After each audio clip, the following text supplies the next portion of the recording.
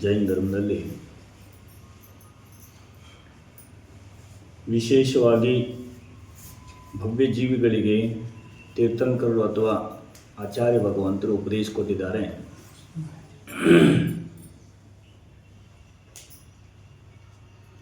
ಆ ಉಪದೇಶ ಎರಡು ಪ್ರಕಾರ ಇದೆ. ಒಂದು ಮುನಿ ಧರ್ಮ ಮತ್ತು ಶ್ರಾವಕ ಧರ್ಮ.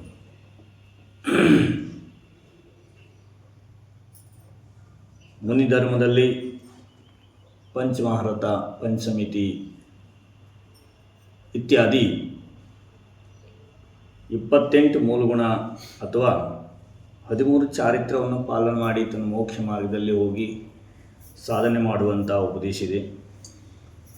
ಶ್ರಾವಕ ಧರ್ಮದಲ್ಲಿ ಷಟವಾರ್ಷಿಕ ಅವಶ್ಯಕ್ರಿಯ ಮತ್ತು 8 ಮೂಲಗುಣ ಇತ್ಯಾದಿ ವ್ರತಗಳನ್ನು ಪಾಲನೆ ಮಾಡಿ ಗೃಹಸ್ಥ ಧರ್ಮವನ್ನು ಅಂಗೀಕಾರ ಮಾಡಿಕೊಂಡು ತಾವು ಜೀವನ ಜೀವಿಸುವಂಥ ಉಪದೇಶ ಇದೆ.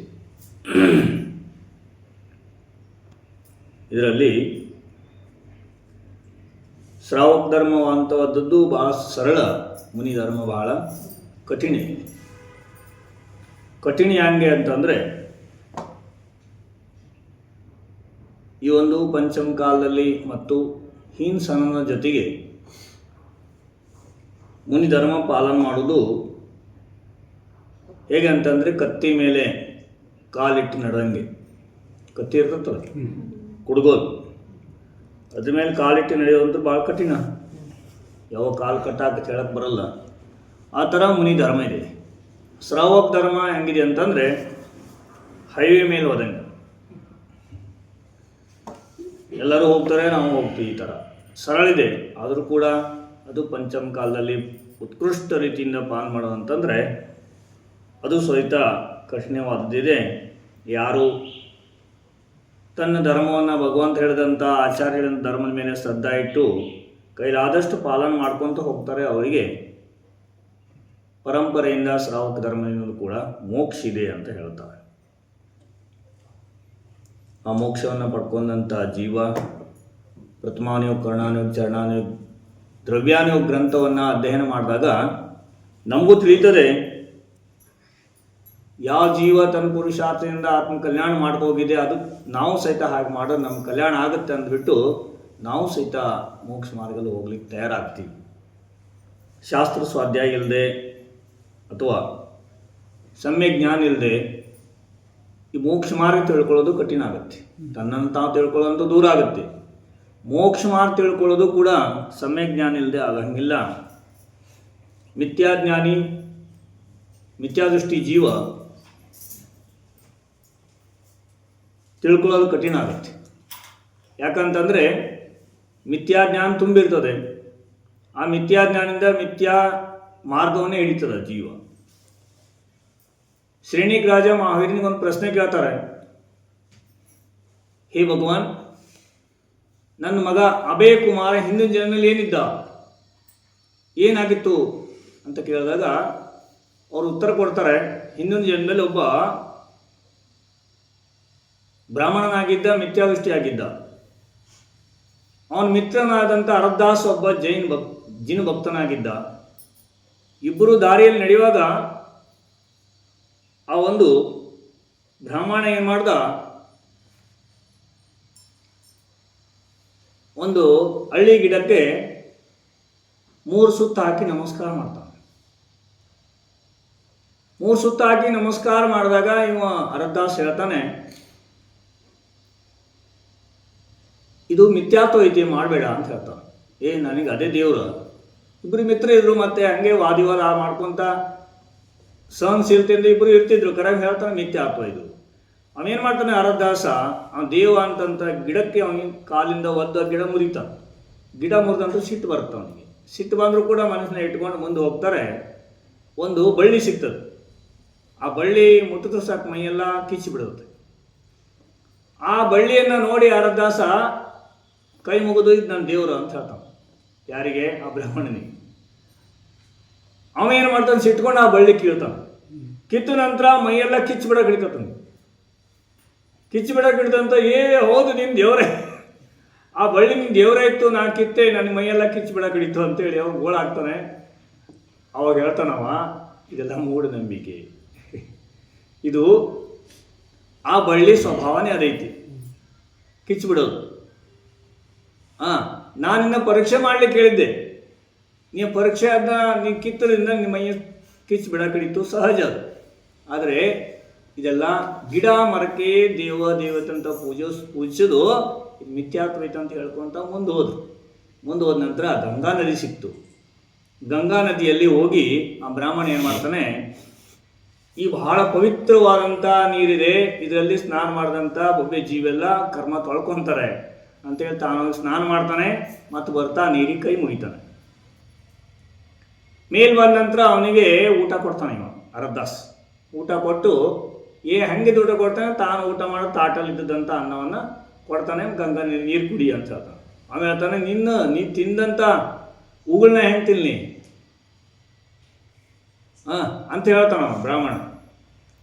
ಹೌದಾ, ಇದು ಉಗುಳಾಯ್ತು.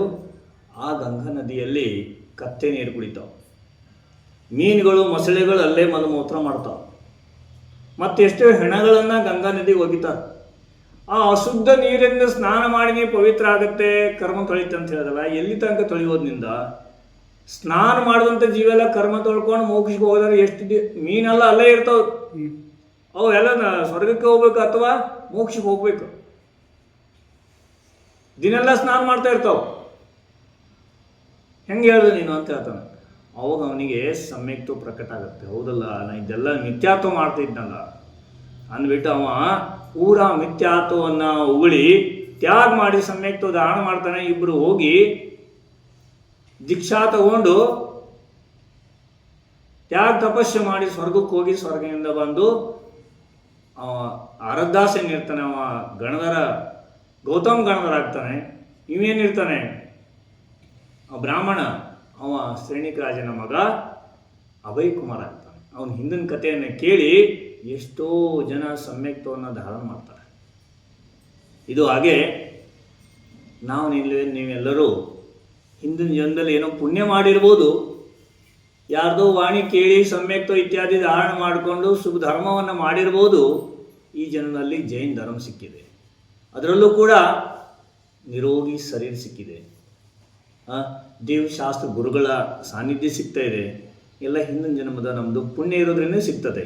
ಎಷ್ಟೋ ಜೀವಿಗಳು ದೇಶಾಂತರ ಇರ್ತವೆ, ಮತ್ತು ಭಾರತ ದೇಶದಿಂದ ಕಮ್ಮಿ ಇಲ್ಲ, ಬೇಕಾದಷ್ಟು ಜೀವಿಗಳೇ. ಜೈನ್ ಕುಲದಲ್ಲೇ ಎಷ್ಟು ಜೀವಿ ಇದಾವೆ, ಅವರಿಗೆ ಇದೆಲ್ಲ ಪಡ್ಕೊಳ್ಳುವಂಥ ಭಾಗ್ಯ ಪುಣ್ಯ ಬಹಳ ಕಮ್ಮಿ ಸಿಗ್ತಾ ಇದೆ. ಯಾಕೆ? ಅವರಿಗೆ ಜೈನ್ ಕುಲದ ಹುಟ್ಟು ಕೂಡ ಆ ಒಂದು ಪಡ್ಕೊಳ್ಳುವಂಥ ಪುಣ್ಯ ಅವ್ರಿಗೆ ಉದಯ ಇದ್ದಿಲ್ಲ. ಅದಕ್ಕಾಗಿ ಬಹಳ ಚಿಂತನೀಯ ಇದೆ, ಬಹಳ ಒಂದು ಪುಣ್ಯ ಉದಯ ಇದೆ. ಅದಕ್ಕಾಗಿ ನೀವೆಲ್ಲರೂ ಸ್ವಾಧ್ಯಾಯ ಮಾಡುವಂಥ ಭಾವನೆ ಮಾಡ್ತಾ ಇದ್ದೀವಿ, ಪ್ರವಚನ ಕೇಳ್ತಾ ಇದ್ದೀವಿ. ನಿನ್ನೆ ಒಂದು ಮಹಾವೀರ ಭಗವಂತರ ಚರಿತ್ರೆಯಲ್ಲಿ ಹಿಂದಿನ ಜನ್ಮದ ಕಥೆ ಹೇಳ್ತಾ ಇದ್ದೆ. ಇವತ್ತು ಮಹಾವೀರ ಭಗವಂತರ ಜನ್ಮದಿಂದ ಹಿಡಿದು ಮುಂದಿನ ವಿಷಯವನ್ನು ವಿಚಾರ ಮಾಡ್ತೀವಿ. ಮಹಾವೀರ ಭಗವಂತರು 16ನೇ ಸ್ವರ್ಗದಲ್ಲಿರ್ತಕ್ಕಂಥ ಅಚ್ಯುತೇಂದ್ರನಾಗಿದ್ದಾಗ, ಅಲ್ಲಿ ಸುಖವನ್ನು ಅನುಭವಿಸ್ತಾ ಇದ್ದಾಗ, ಅಲ್ಲಿ ದೇವತೆಗಳವರನ್ನು ಚರಣ ಮುಟ್ಟಿ ನಮಸ್ಕಾರ ಮಾಡಿ ವಿನಯ ಮಾಡ್ತಿದ್ರಂತೆ. ಯಾಕೆ? ಮುಂದೆ ಹೋಗಿ ಇವರು ತೀರ್ಥಂಕರಾಗೋರು, ಮುಂದೆ ಹೋಗಿ ಎಲ್ಲ ಭವ್ಯ ಜೀವಿಗಳಿಗೆ ಉಪದೇಶ ಕೊಡುವಂಥ, ಕೇವಲ ಜ್ಞಾನ ಪಡ್ಕೊಳ್ಳುವಂಥ ಆತ್ಮ ಈಗ ನಮಗೆಲ್ಲರಿಗೂ ಅಚ್ಯುತೇಂದ್ರನಾಗಿದ್ದಾನಂತೆ ಅಲ್ಲೇ ಪೂಜೆ ಮಾಡ್ತಿದ್ರಂತೆ. ಅವಾಗ ಹೀಗೆ 22,000 ವರ್ಷ ಅವ್ರ ಸುಖದಲ್ಲಿ ಕಳೀತು. 6 ತಿಂಗಳು ಇರಬೇಕಿದ್ದ ಮುಂಚೆ ಸೌಧರ್ಮೇಂದ್ರನಿಗೆ ಗೊತ್ತಾಯಿತು ಅಚ್ಯುತೇಂದ್ರನ ಆಯುಷ್ಯ ಇನ್ನೂ 6 ತಿಂಗಳಿದೆ, ಇನ್ನು 6 ತಿಂಗಳಿದೆ. ಈಗಲೇ ಹೋಗಿ ಭರತ ಕ್ಷೇತ್ರದಲ್ಲಿ ಹೋಗಿ ಅವರ ಹುಟ್ಟುವಂಥ ಸ್ಥಾನವನ್ನು ಶೃಂಗಾರ ಮಾಡಬೇಕು, ಹುಟ್ಟುವಂಥ ಸ್ಥಾನವನ್ನು ಗೊತ್ತು ಮಾಡಬೇಕು ಭವ್ಯ ಜೀವಿಗಳಿಗೆ ಅಂಥೇಳಿ ಕುಬೇರನಿಗೆ ಹೋಗಿ ಚರ್ಚೆ ಮಾಡ್ತಾನೆ. ಕುಬೇರನು ಇಂದ್ರನ ಸಮಾನಾಗಿರ್ತಾನೆ, ಕರೆ ಇಂದ್ರನ ಆಜ್ಞೆಲಿರ್ತಾನೆ. ಇಷ್ಟೇ ಹೇಳ್ತಾನೆ, ಮಹಾವೀರ ವರ್ಧಮಾನನ ಜನ್ಮ ಆಗುವಂಥ ಕುಂಡಲ್ಪುರವನ್ನು ಹೋಗಿ ಬಹಳ ಶೃಂಗಾರ ಮಾಡಬೇಕು ಮತ್ತು ರತ್ನವೃಷ್ಟಿಯನ್ನು ಮಾಡಬೇಕು ಅಂತ ಹೇಳ್ತಾನೆ. ಇನ್ನೂ 6 ತಿಂಗಳಿದೆ. ಅಲ್ಲಿಂದನೇ ಇಂದ್ರನ ಆಜ್ಞೆ ಆದ ನಂತರ ಕುಬೇರ ಬಂದು ಕುಂಡಲ್ಪುರವನ್ನು ಪ್ರದಕ್ಷಿಣೆ ಮಾಡಿ ನಗರವನ್ನೆಲ್ಲ ತೋರಣದಿಂದ ಶೃಂಗಾರ ಮಾಡ್ತಾನೆ, ರತ್ನದ ತೋರಣದಿಂದ. ಅಥವಾ ಮನೆಯಲ್ಲೂ ಕೂಡ ಎಲ್ಲರಿಗೂ ಜಾಗೃತ ಮಾಡಿ ಅವರನ್ನು ಎಬ್ಬಿಸಿ ಮಾವೀರರು ಬರೋರಿದ್ದಾರೆ 6 ತಿಂಗಳು ಆದ ನಂತರ ಅಂಥೇಳಿ ಎಲ್ಲ ಬಹಳ ವಿಜೃಂಭಣೆ ಮಾಡ್ತಾರೆ. ಮತ್ತು ತಾಯಿಯ ಅಂಗಣದಲ್ಲಿ ಹುಟ್ಟುವಂಥ ತೀರ್ಥಂಕರ ಬಾಲಕ ಹುಟ್ಟುವಂಥ ರಾಜಾಂಗಣದಲ್ಲಿ ರತ್ನವೃಷ್ಟಿ ಮಾಡೋಕ್ಕೆ ಶುರು ಮಾಡ್ತಾನೆ. ಒಂದು ದಿವಸದಲ್ಲಿ ಎಷ್ಟು ರತ್ನ 3 ಸರಿ ಬೀಳ್ತಾವಂತೆ. ಒಂದೊಂದು ಸರಿ 3.5 ಕೋಟಿ ರತ್ನಗಳು ಬೀಳ್ತಾವೆ. 3 ಸರಿ ರತ್ನ ಬಿದ್ದರೆ ಒಂದು ಸರಿ 3.5 ಕೋಟಿ ಬೀಳ್ತಾವೆ. ಎಷ್ಟಾದ್ರು ಒಂದು ದಿವಸಕ್ಕೆ 10.5 ಕೋಟಿ ರತ್ನ ಬೀಳ್ತಾವೆ ದಿವಸ. ಆ ರತ್ನ ಬಿದ್ದುದಂಥ ರತ್ನವನ್ನು ಅಲ್ಲಿ ಹಂಗೆ ಕಾಣಿಸ್ತಿತ್ತು. ಮೇಲಿಂದ ಹೂವಿನ ಮಳೆ ಸುರಿತಾ ಇದೆ ರಾಜ ಅಂಗಣದಲ್ಲಿ. ಹಿಂಗೆ ಮೇಲಿಂದ ರತ್ನ ಬೀಳ್ತಿದ್ದಂತೆ ಅಲ್ಲಿ ಜನ ಎಲ್ಲ ಚರ್ಚೆ ಮಾಡ್ತಿದ್ರು, ಇದೆಲ್ಲ ರತ್ನವೃಷ್ಟಿ ಆಗೋದು ತೀರ್ಥಂಕರ ಬಾಲಕನ ಜನ್ಮದ ಮಹೋತ್ಸವ ಇದೆ ಅಂತ ಚರ್ಚೆ ಮಾಡ್ತಿದ್ರು. 6 ತಿಂಗಳ ತನಕ ರತ್ನವೃಷ್ಟಿ ಬೀಳ್ತಾನೆ ಇದ್ದು ಅಲ್ಲಿ ಜನ ಎಲ್ಲ ರತ್ನವನ್ನು ತಗೊಂಡು ಹೋಗಿ ಚೀಲ ತುಂಬ್ಕೊಂಡು ಹೋಗ್ತಾರೆ. ಯಾವ ಥರ ಜೋಳ ಕಡಲೆ ತುಂಬ್ಕೊಂಡು ಹೋಗ್ತಾರಲ್ಲ ನೀವು, ಆ ಥರ ಚೀಲ ತುಂಬ್ಕೊಂಡು ಹೋಗಿ ಜನರೆಲ್ಲ ತಮ್ಮ ಏನು ಸಮಸ್ಯೆ ಇದೆ ಅದನ್ನೆಲ್ಲ ದೂರ ಮಾಡಿಕೊಂಡು ಹಾಯಾಗಿ ಜೀವಿಸ್ತಾ ಇದ್ರು. ಮಾವೀರ ಭಗವಂತರ ಜನ್ಮ ಆಗೋದ್ರೊಳಗೆ ಶೇಠ್ ಸಾಹುಕಾರ ಆಗಿದ್ರಂತೆ. ಎಲ್ಲರೂ ರತ್ನವನ್ನು ತಗೊಂಡೋಗಿ ಇಷ್ಟೊಂದು ಖುಷಿಯಿಂದ ಜೀವಿಸುವಾಗ 6 ತಿಂಗಳಾದ ನಂತರ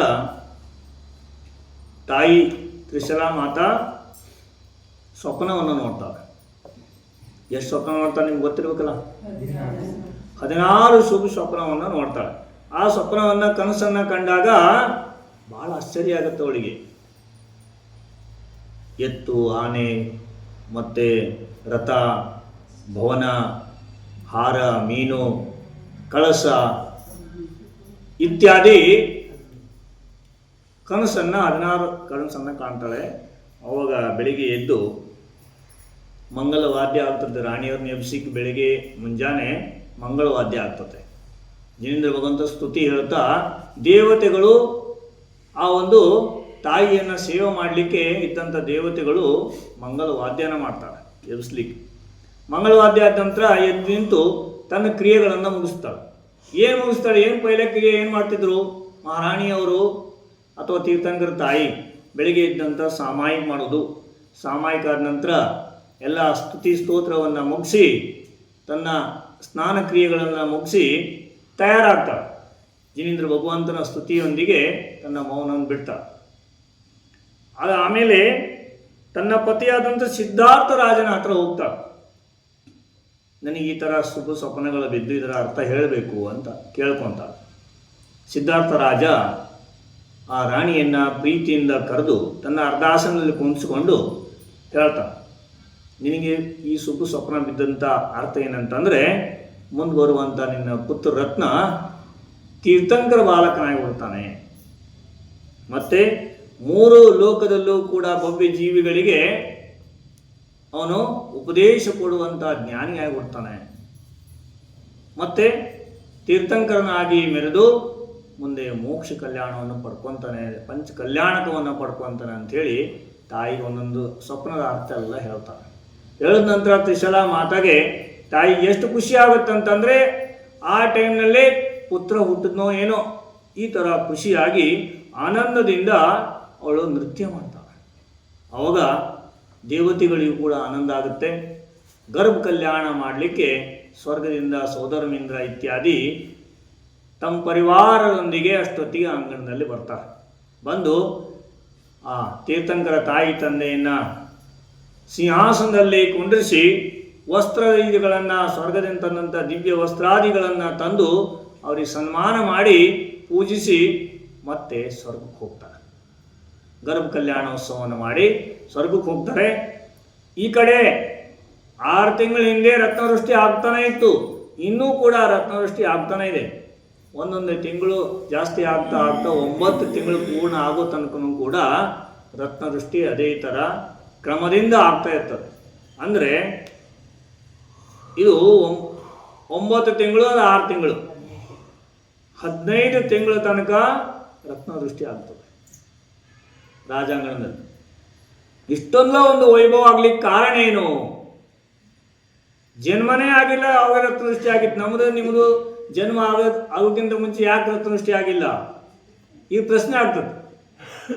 ಹಿಂದಿನ ಜನ್ಮದ ತ್ಯಾಗ, ತಪಸ್ಯ ಮತ್ತೆ ಚಾರಿತ್ರವನ್ನು ಪಾಲನೆ ಮಾಡಿದಂಥ ಶುಭ ಪುಣ್ಯದ ಉದಯದಿಂದ ಅವನು ತೀರ್ಥಂಕರ ಇನ್ನು ಜನ್ಮಕ್ಕೆ ಸ್ವರ್ಗದಲ್ಲೇ ಇದ್ದಾನೆ, ಇನ್ನೂ ಇಲ್ಲ ರತ್ನದೃಷ್ಟಿ ಆಗಿ ಕಡಿದಿದೆ. ಅದಕ್ಕಾಗಿ ಪುಣ್ಯ ಗಳಿಸುವಂಥ, ಪಾಪವನ್ನು ಕಳೆಯುವಂಥ ಕಾರ್ಯ ನಾವು ದಿನ ರಾತ್ರಿ ಮಾಡ್ತಾ ಇರಬೇಕು. ಹಿಂದಿನ ಜನ್ಮದಲ್ಲಿ ಏನೇನು ಪಾಪ ಮಾಡಿ ಬಂದೀವಿ ಯಾರಿಗೂ ಗೊತ್ತಿಲ್ಲ. ಅದು ಸ್ಟಾಕ್ ಇದೆ ಆತ್ಮನಲ್ಲಿ, ಸತ್ತದಲ್ಲಿದೆ. ತೀರ್ಥಂಕರು ಸಹಿತ ಲಾಸ್ಟಿಗೆ 71 ಕರ್ಮ ಪ್ರಕೃತಿಯನ್ನು ಲಾಸ್ಟಿಗೆ 13ನೇ ಗುಣಸ್ಥಾನದಲ್ಲಿ 14ನೇ ಗುಣಸ್ಥಾನದಲ್ಲಿ ಹೋಗುವಾಗ ನಾಶ ಮಾಡ್ತಾರೆ. 14ನೇ ಗುಣಸ್ಥಾನದಲ್ಲಿ ಹೋಗುವ ಸಮಯದಲ್ಲಿ 72 ಕರ್ಮ ಪ್ರಕೃತಿಯನ್ನು ನಾಶ ಮಾಡ್ತಾರೆ. ಪಾಪ ಪ್ರಕೃತಿ ಇರ್ತಾವ ಅವರು, ಅಂದ್ರೆ ಉದಯಕ್ಕೆ ಬರಂಗಿಲ್ಲ. ಸತ್ತದಲ್ಲಿ ಆ ಕರ್ಮ ಪ್ರಕೃತಿ ಇದ್ದೇ ಇರ್ತಾವ, ಅವ್ರಿಗೆ ಇರ್ತಾವ ಅಂತ ನಮಗೆ ಎಷ್ಟೇ ಇದಾವೆ ಲೆಕ್ಕ ಹಾಕಿ. 72 ಪ್ರಕೃತಿ ನಾಮ ಪ್ರಕೃತಿ. ಆಮೇಲೆ 14ನೇ ಗುಣಸ್ಥಾನದ ಹೋದ ನಂತರ 13 ಪ್ರಕೃತಿಯನ್ನು ನಾಶ ಮಾಡಿ ಮೋಕ್ಷಕ್ಕೆ ಹೋಗ್ತಾರೆ. ತೀರ್ಥಂಕರಿಗೆ ಅಷ್ಟೊಂದು ಕರ್ಮ ನಾಶ ಆಗಂಗಿಲ್ಲ, ಸತ್ತದಲ್ಲಿ ಇರ್ತಾವಂತಂದಾಗ ನಮ್ಮಂಥ ನಿಮ್ಮಂಥ ಪಾಪಿ ಜೀವಿಗಳು ಹಿಂದಿನ ಜನ ಮಾಡಿದಂಥ ಕರ್ಮ ಎಷ್ಟು ಸ್ಟಾಕ್ ಇಟ್ಕೊಂಡಿದ್ದೀವಿ ಒಳಗೆ ಲೆಕ್ಕ ಹಾಕಿ. ನಾವು ದೊಡ್ಡ ಕಳ್ಳರಿದ್ದೀವಿ. ಕಳ್ಳರ ಇಲ್ಲಿ ಎಲ್ಲೇ ಬ್ಯಾಂಕ್ ಅದು ಇದು ದರೋಡೆ ಮಾಡಿದವರು ಅಷ್ಟೇ ಕಳ್ಳರಲ್ಲ, ನಾವು ದೊಡ್ಡ ಕಳ್ಳರಿದ್ದೀವಿ. ಮಾಲನ್ನು ತಗೊಂಡು ಇಟ್ಕೊಂಡಿವಿ, ಅದನ್ನು ಬಿಟ್ಟಿಲ್ಲ ಇನ್ನು. ತೀರ್ಥಂಕರಿಗೆ ಹೇಳಿದೆ ಅರೆ ಅಂತ ಭಗವಂತರಿಗೂ ಸಹಿತ 14ನೇ ಗುಣಸ್ಥಾನ ಹೋಗೋ ತನಕ ಇವು 13 ಒಂದು 72 ಎಷ್ಟಾದು ಇಷ್ಟೆಲ್ಲ ಪ್ರಕೃತಿಗಳು ತಮ್ಮ ಆತ್ಮನಲ್ಲಿ ಸತ್ತದಲ್ಲಿ ಇರ್ತಾವೆ. ಅದಕ್ಕಾಗಿ ಅವರಿಗೂ ಸಹಿತ ಧವಲ ಇತ್ಯಾದಿ ಗ್ರಂಥದಲ್ಲಿ ಚೋರ್ ಅಂತ ಹೇಳ್ತಾರೆ. ನಾವೆಷ್ಟು ದೊಡ್ಡ ಚೋರ್ ಲೆಕ್ಕ ಹಾಕಿ. ಅಂತ ಭವ್ಯಾತ್ಮ ಜೀವಿನಿಗೆ, ಅಂತರಾತ್ಮನಿಗೆ ಚೋರ್ ಅಂತ ಹೇಳಿದ್ರು ಧವಲ ಇತ್ಯಾದಿ ಗ್ರಂಥದಲ್ಲಿ. ನಾವೆಷ್ಟು ದೊಡ್ಡ ಚೋರು, ನಮ್ಮಂಥ ಕಳ್ಳರು ಯಾರೂ ಇಲ್ಲ. ಅದಕ್ಕಾಗಿ ನಾವು ಕರ್ಮವನ್ನು ಕಳಿಬೇಕಂತಂದರೆ ಜಿನೇಂದ್ರ ಭಗವಂತರ ಮಂದಿರನೂ ಬೇಕು, ಆತ್ಮಚಿಂತನೂ ಬೇಕು, ಸ್ವಾಧ್ಯಾಯನೂ ಬೇಕು, ಶುಭಕ್ರಿಯೆನೂ ಬೇಕು, ವ್ರತ ನಿಯಮ ಪಾಲನ ಮಾಡಬೇಕು. ಚಾರಿತ್ರ ಪಾಲನೆ ಮಾಡದಿದ್ದರೆ ಎಷ್ಟು ನಾವು ಜ್ಞಾನಿ ಇದ್ದರೂ ಕೂಡ ಹೇಳಿದ್ದಾರೆ. ತತ್ವಸೂತ್ರ ಇತ್ಯಾದಿ, ಚೇಡಲ ಇತ್ಯಾದಿ ಗ್ರಂಥದಲ್ಲಿ ಏನು ಹೇಳಿದ್ದಾರೆ? ಮೋಕ್ಷಿಮಲಕಿ ಪ್ರಥಮ ಸೀಡಿ ಯಾಬಿನ ಜ್ಞಾನ ಚರಿತ್ರ. ಮೋಕ್ಷಿಮ ಹಲಕಿ ಮಂಜಿಲಿ ಹೋಗ್ಲಿಕ್ಕೆ ಚಾರಿತ್ರ ಜ್ಞಾನ ಜೊತೆಗೆ ಸಮ್ಯಕ್ ದರ್ಶನ ಬೇಕು ಅಂತ ಹೇಳಿದ್ದಾರೆ. ಸಮ್ಯಕ್ ದರ್ಶನ ಇಲ್ಲ ಅಂತಂದ್ರೆ ಅದಿಲ್ಲದೆ ಅದಕ್ಕೆ ಯಾಬಿನ ಜ್ಞಾನ ಚಾರಿತ್ರ. ಚಾರಿತ್ರ ಜ್ಞಾನ ಎಷ್ಟಿದ್ರೂ ಕೂಡ ಸಮ್ಯಕ್ ದರ್ಶನ ಇಲ್ಲ ಅಂತಂದ್ರೆ ಅದಕ್ಕೆ ಬೆಲೆ ಇಲ್ಲ. ಸಮ್ಯಕ್ ದರ್ಶನ ಇತ್ತು ಅಂತಂದ್ರೆ ಜ್ಞಾನ ಮತ್ತು ಚಾರಿತ್ರದಲ್ಲಿ ಕರ್ಮ ನಾಶ ಮಾಡುವಂಥ ಶಕ್ತಿ ಅದರಲ್ಲಿ ಬಂದಿರ್ತದೆ. ಸಮ್ಯಕ್ ದರ್ಶನೇ ಒಂದು ಮಹತ್ವಪೂರ್ಣವಾದದ್ದೈತೆ. ಅದಕ್ಕಾಗಿ ಇನ್ನು ಯಾವುದೇ ಗ್ರಂಥವನ್ನು ನಾವು ಪಾನವನ್ನು ಹೊಲಿಸಿದಾಗ ಮೊದಲೇನು ಹೇಳ್ತಾರೆ? ಭವ್ಯಾತ್ಮನೂ ಸಮ್ಯಕ್ ದರ್ಶನ ಧಾರಣ ಮಾಡು ಮೊದಲು, ಆಮೇಲೆ ತ್ಯಾಗ, ತಪಸ್ಯ, ವ್ರತ, ನಿಯಮ ಇವೆಲ್ಲ ನಿನ್ನದೆಲ್ಲ ಮಾಡಿದೆಲ್ಲ ಸಾಕಾರ ಆಗ್ತದೆ. ಎಷ್ಟೋ ಜನ ವ್ರತ ನಿಯಮ ಧಾರಣ ಮಾಡಿ ಮುನಿ ಅವಸ್ಥೆಯಲ್ಲೂ ಕೂಡ ಇರ್ತಾರೆ. ಕರೆ ಅವರ ಕ್ರಿಯೆಯಲ್ಲಿ ನೋಡಿದ್ರೆ ಸಮ್ಯಕ್ತು ಅಂತಕ್ಕಂಥದ್ದು 0 ಆಗಿರ್ತದೆ. ಆ ಒಂದು ಟೈಮ್ನಲ್ಲಿ ಏನು ಹೇಳೋದು, ಏನು ಮಾಡೋದು?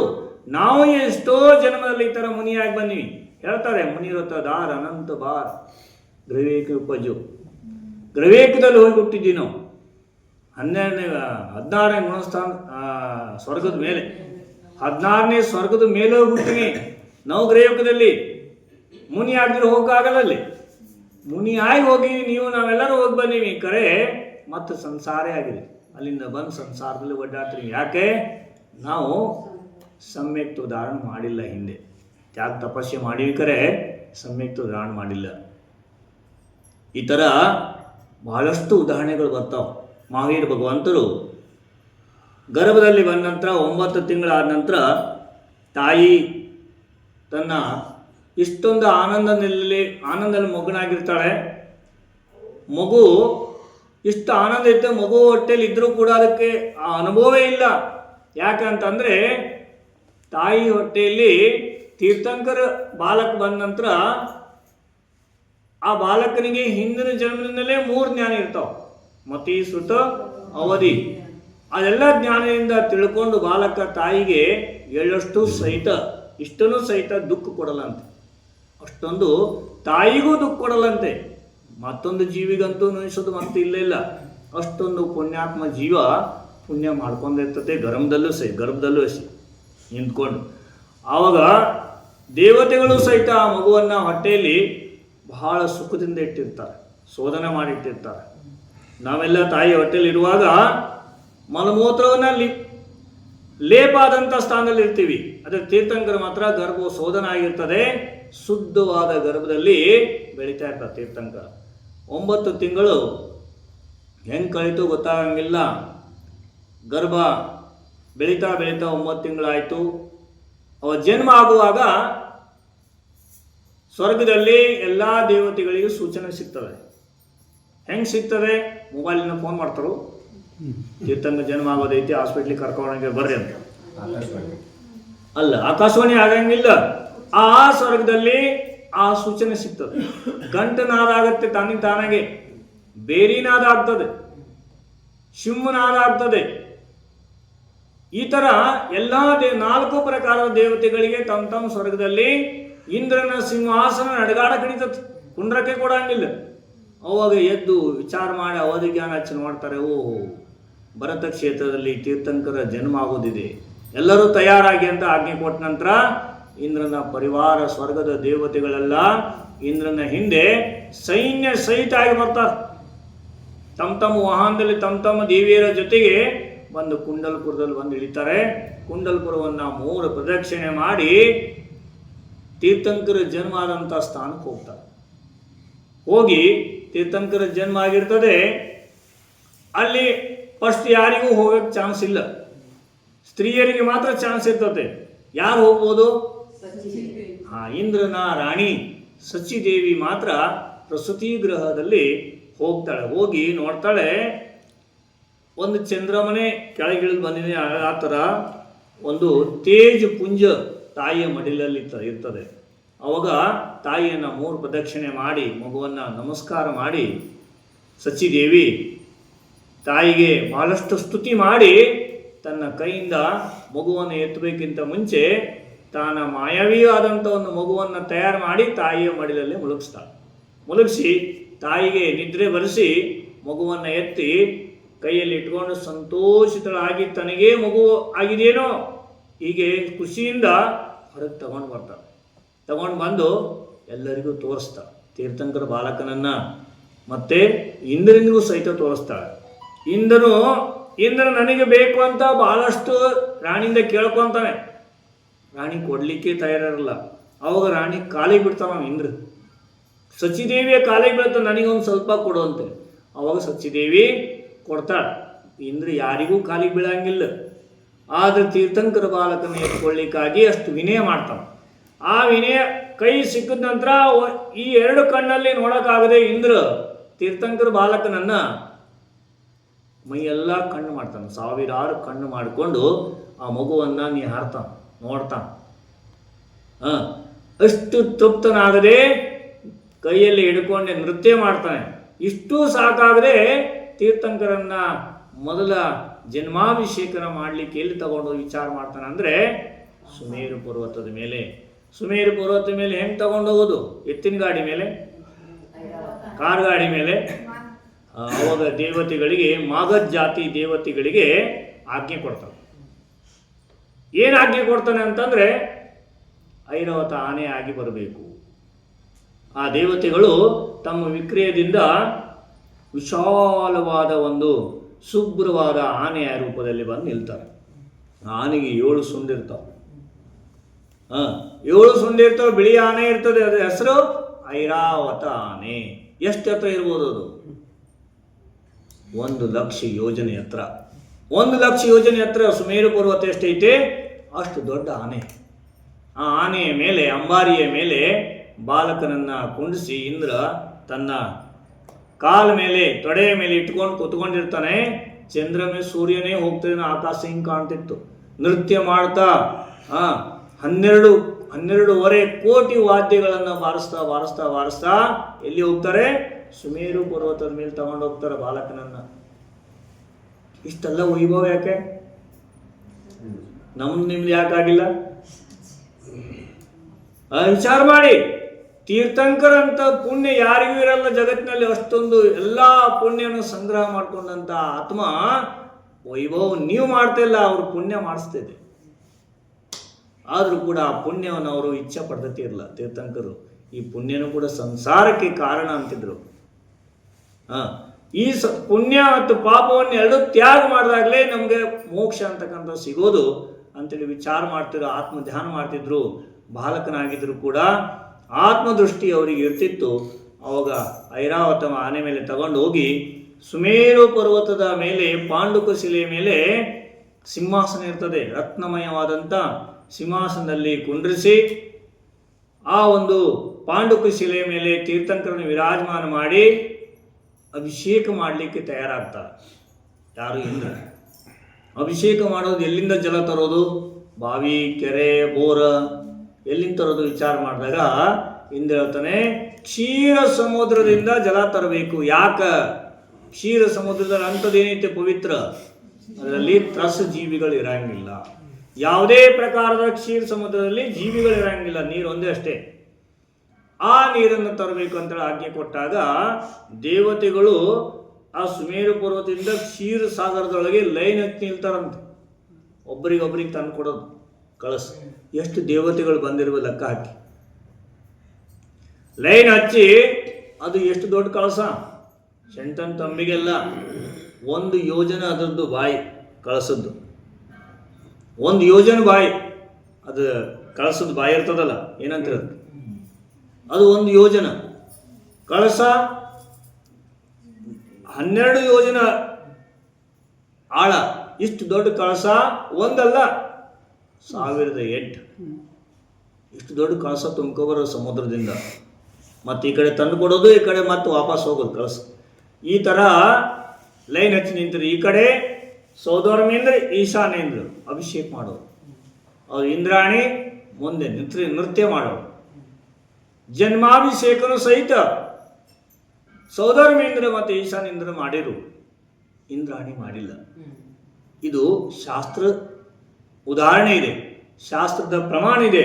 ಅದಕ್ಕಾಗಿ ಅಭಿಷೇಕ ಮಾಡುವಂಥ ಪುಣ್ಯ, ಜನ್ಮಾಭಿಷೇಕ ಅಂತ ಮಾಡುವಂಥ ಪುಣ್ಯ ಮೊದಲು ಯಾರಿಗೆ ಸಿಗ್ತದೆ ಅಂತ ಅಂದರೆ ಸೌದರ್ಮೇಂದ್ರ ಸಿಗ್ತದೆ.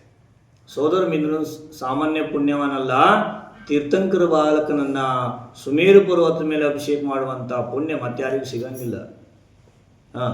ಯಾರ ದಿನನಿತ್ಯ ಕೇಳ್ರಿ, ಜೈನನಾದವನು ಯಾರು ದಿನನಿತ್ಯ ಜಿನೇಂದ್ರ ಭಗವಂತನ ಪ್ರತಿಮೆಯನ್ನು ಕೂಡ ದಿನ ಕೈಯಲ್ಲಿ ಎತ್ತಿ ಉಚ್ಚಾಸನದಲ್ಲಿ ಕುಣಿಸಿ ಅಭಿಷೇಕ ಪೂಜೆ ಮಾಡಿ ಪುಣ್ಯ ಕಟ್ಕೊಂತಾರೆ, ಮುಂದಿನ ಜನ್ಮದಲ್ಲಿ ಅವರು ಸಾಕ್ಷಾತ್ ತೀರ್ಥಂಕರ ಅಭಿಷೇಕ ಮಾಡುವಂಥ ಪುಣ್ಯ ಅವನಿಗೆ ಸಿಗ್ತದೆ. ಅದಕ್ಕಾಗಿ ಪ್ರಯತ್ನ ಪಟ್ಟು ಸಂಸಾರಿಕ ಕೆಲಸಗಳನ್ನು ಬದಿಯಿಟ್ಟು ಪ್ರಾತಃ ಕಾಲದಲ್ಲಿ ಶುಭ್ರವಾದ ಮಡಿಯನ್ನು ಉಟ್ಟು ಜಿನೇಂದ್ರ ಭಗವಂತರ ಮಂದಿರಕ್ಕೆ ಹೋಗಿ ಶ್ರಾವಕರು ಪೂಜಾ, ಅಭಿಷೇಕ, ಅಷ್ಟಕ ಪೂಜೆಯನ್ನು ಮಾಡ್ತಾರೆ. ಇಲ್ಲಿ ಕರ್ನಾಟಕದ ದಕ್ಷಿಣದಲ್ಲಿ ಕಮ್ಮಿ ಇದೆ. ಉತ್ತರದಲ್ಲಿ ನಾವೆಲ್ಲ ಹೋಗಿದ್ದೆವು, 5-6 ಪ್ರವಚನ ಚಾತುರ್ಮಾಸ ಬಂದೆವು. ಅಲ್ಲಿ ಮುಂಜಾನೆ ನೋಡಿದ್ರೆ ಏನೋ ಒಂದು ಕಾರ್ಯಕ್ರಮ ಐತೇನೋ ಮಂದಿರಲ್ಲಿ, ಹಿಂಗೆ ಅನಿಸ್ತದೆ. ಏನೋ ಒಂದು ವಿಜೃಂಭಣೆ ಇದೆ ಮಂದಿರಲ್ಲಿ. ಯಾಕೆ? ದಿನ ಪೂಜೆ ಇರ್ತದೆ. 12 ತಿಂಗಳದು 9 ಗಂಟೆ 10 ಗಂಟೆ ತನಕ ಪೂಜಾ ಅಭಿಷೇಕ ಯುವಕ ಮಂಡಳದವರು ಮಾಡ್ತಾನೆ ಇರ್ತಾರೆ. ಅಲ್ಲಿ ಜಬಲ್ಪುರದಲ್ಲಿ ಒಂದು ಮಂದಿರ ಐತೆ, 3 ಮಂಜಿಲಿ ಇದೆ. ಇದಕ್ಕಿಂತ ದೊಡ್ಡ ಮಂದಿರ ಇದೆ, ಶಿವನಗರ ಅಂತ. ನಾವೊಂದ್ಸರಿ ಅಕಸ್ಮಾತ್ ಆ ಮಂದಿರಕ್ಕೆ ಹೋದೆವು, ಮುಂಜಾನೆ ದರ್ಶನಕ್ಕಂತ ಮುನಿ ಅವಸ್ಥೆಯಲ್ಲಿ ಹೋದೆವು. ಹಾಗೆ ಏನೋ ಕಾರ್ಯಕ್ರಮ, ಭಾಳ ಜನ ಬರೋದು ಹೋಗೋದು ಮಾಡ್ತಿದ್ರು. ನಾನು ಕೇಳಿದೆ ಅವ್ರನ್ನ, ಇವತ್ತಿನ ಕಾರ್ಯಕ್ರಮ ಐತೆ ಅಲ್ಲಿ, ಆಜ್ ಕುछ ಕಾರ್ಯಕ್ರಮ ಐತ್ಯಾ? ನೀ ಮಹಾರಾಜ್ 12 ಮಹಿನೆ ಐಸೈ, 3 ಮಂಜಿಲಲ್ಲಿ ಜಾಗ ಇಸ್ಲೇಬೇಕು. 12 ತಿಂಗಳು ಸಹಿತ ಆ ಥರ ವಿಜೃಂಭಣೆ ಇರುತ್ತಂತೆ. ಮುಂಜಾನೆ 9:30 ತನಕ ಎಷ್ಟು ಜನ ಇರ್ತಾರ ಅಂತಂದ್ರೆ ಅಲ್ಲಿ ಮಡಿ ಉಳಿಸ್ಕೊಳ್ಳೋದೇ ಕಷ್ಟ ಆಗುತ್ತೆ. ಮಡಿ ಇದ್ದವ್ರಿಗೆ ಪುರುಷರೆಲ್ಲ ತಮ್ಮ ವೇದಿಯಲ್ಲಿ ಪೂಜೆ ಮಾಡ್ತಾರೆ. ಸ್ತ್ರೀಯರು ಒಂದೊಂದು ಕೋಣೆಯಲ್ಲಿ ಕುಂತು 4-5 ಗೆಳತಿಯರು ಕುಂತು ವಿಧಾನ ಪೂಜಾ ಅಷ್ಟಕ ಮಾಡ್ಕೊತ ಇರ್ತಾರೆ. ಇಷ್ಟೆಲ್ಲ ಪುಣ್ಯ ಕಟ್ಟಿಕೊಳ್ಳೋದ್ರಿಂದನೇ ಅವರಿಷ್ಟು ದೊಡ್ಡ ದೊಡ್ಡ ಮಂದಿರ ದಾನ ಧರ್ಮ ಮಾಡಿ ಕೋಟಾಂತರ ದಾನಿಗಳಾಗಿ ಹೆಸರು ಗಳಿಸ್ತಿದ್ದಾರೆ. ಅದಕ್ಕಾಗಿ ಸುಧಾಸಾಗರ್ ಮಹಾರಾಜರು ಹೇಳ್ತಾರೆ, ಎಲ್ಲಿ ತನಕ ದಕ್ಷಿಣದಲ್ಲಿ ಪುರುಷರು ಜಿನೇಂದ್ರ ಭಗವಂತರ ಪೂಜಾ ಅಭಿಷೇಕ ಮಾಡೋದು ಶುರು ಮಾಡಂಗಿಲ್ಲ, ಅಲ್ಲಿ ತನಕ ಅವ್ರು ಹಾಗೇ ಇರೋರು, ಮಿಥ್ಯಾತ್ವ ಸಮ್ಯಕ್ತ್ವ ಸಂಘರ್ಷಲ್ಲೇ ಬೆಳಿತಾ ಇರೋರು. ಅದಕ್ಕಾಗಿ ಎಲ್ಲಿ ತನಕ ಪುಣ್ಯ ಕಟ್ಟಿಕೊಳ್ಳುವಂಥ ಕಾರ್ಯ ಮಾಡ್ಬೇಕು ನಾವು. ನೀವೆಲ್ಲ ಹೊಸ ಮಂದಿರ ಕಟ್ತಾ ಇದ್ದೀರಿ, ಜಿನೇಂದ್ರ ಭಗವಂತನ ಪಂಚಕಲ್ಯಾಣ ಮಾಡ್ಲಿಕ್ಕೆ ತಯಾರು ಮಾಡ್ತಿದ್ರಿ, ಶುಭ ಭಾವನೆಯನ್ನು ಮಾಡ್ತಿದ್ರಿ, ಸರಿ ಐತೆ. ಕರೆ ಭಗವಂತರನ್ನ ಮಂದಿರದಲ್ಲಿ ಕುಣಿಸಿ ಮನೆಗೆ ಹೋಗಿ ಕೂತ್ಕೊಂಡ್ರೆ ನಡೆಯಂಗಿಲ್ಲ. ಮನೆಗೆ ಒಬ್ಬೊಬ್ಬರು ಬಂದು ಪೂಜೆ ಮಾಡ್ಲಿಕ್ಕೆ ತಯಾರಾಗ್ಬೇಕು. ನಿಮ್ಮ ಪುರುಷರನ್ನು ತಯಾರು ಮಾಡಬೇಕು. ಸ್ತ್ರೀಯರು ಚೆಲ್ಲಾರಾಣಿಯಾಗಿ ಯಾರು ಪುರುಷರನ್ನ ಧರ್ಮರ ಹಚ್ತಾರೆ ಅದೇ ಸ್ತ್ರೀ ಜನ್ಮದ ಸಾರ್ಥಕತೆ ಅಂತ ಹೇಳ್ತಾರೆ.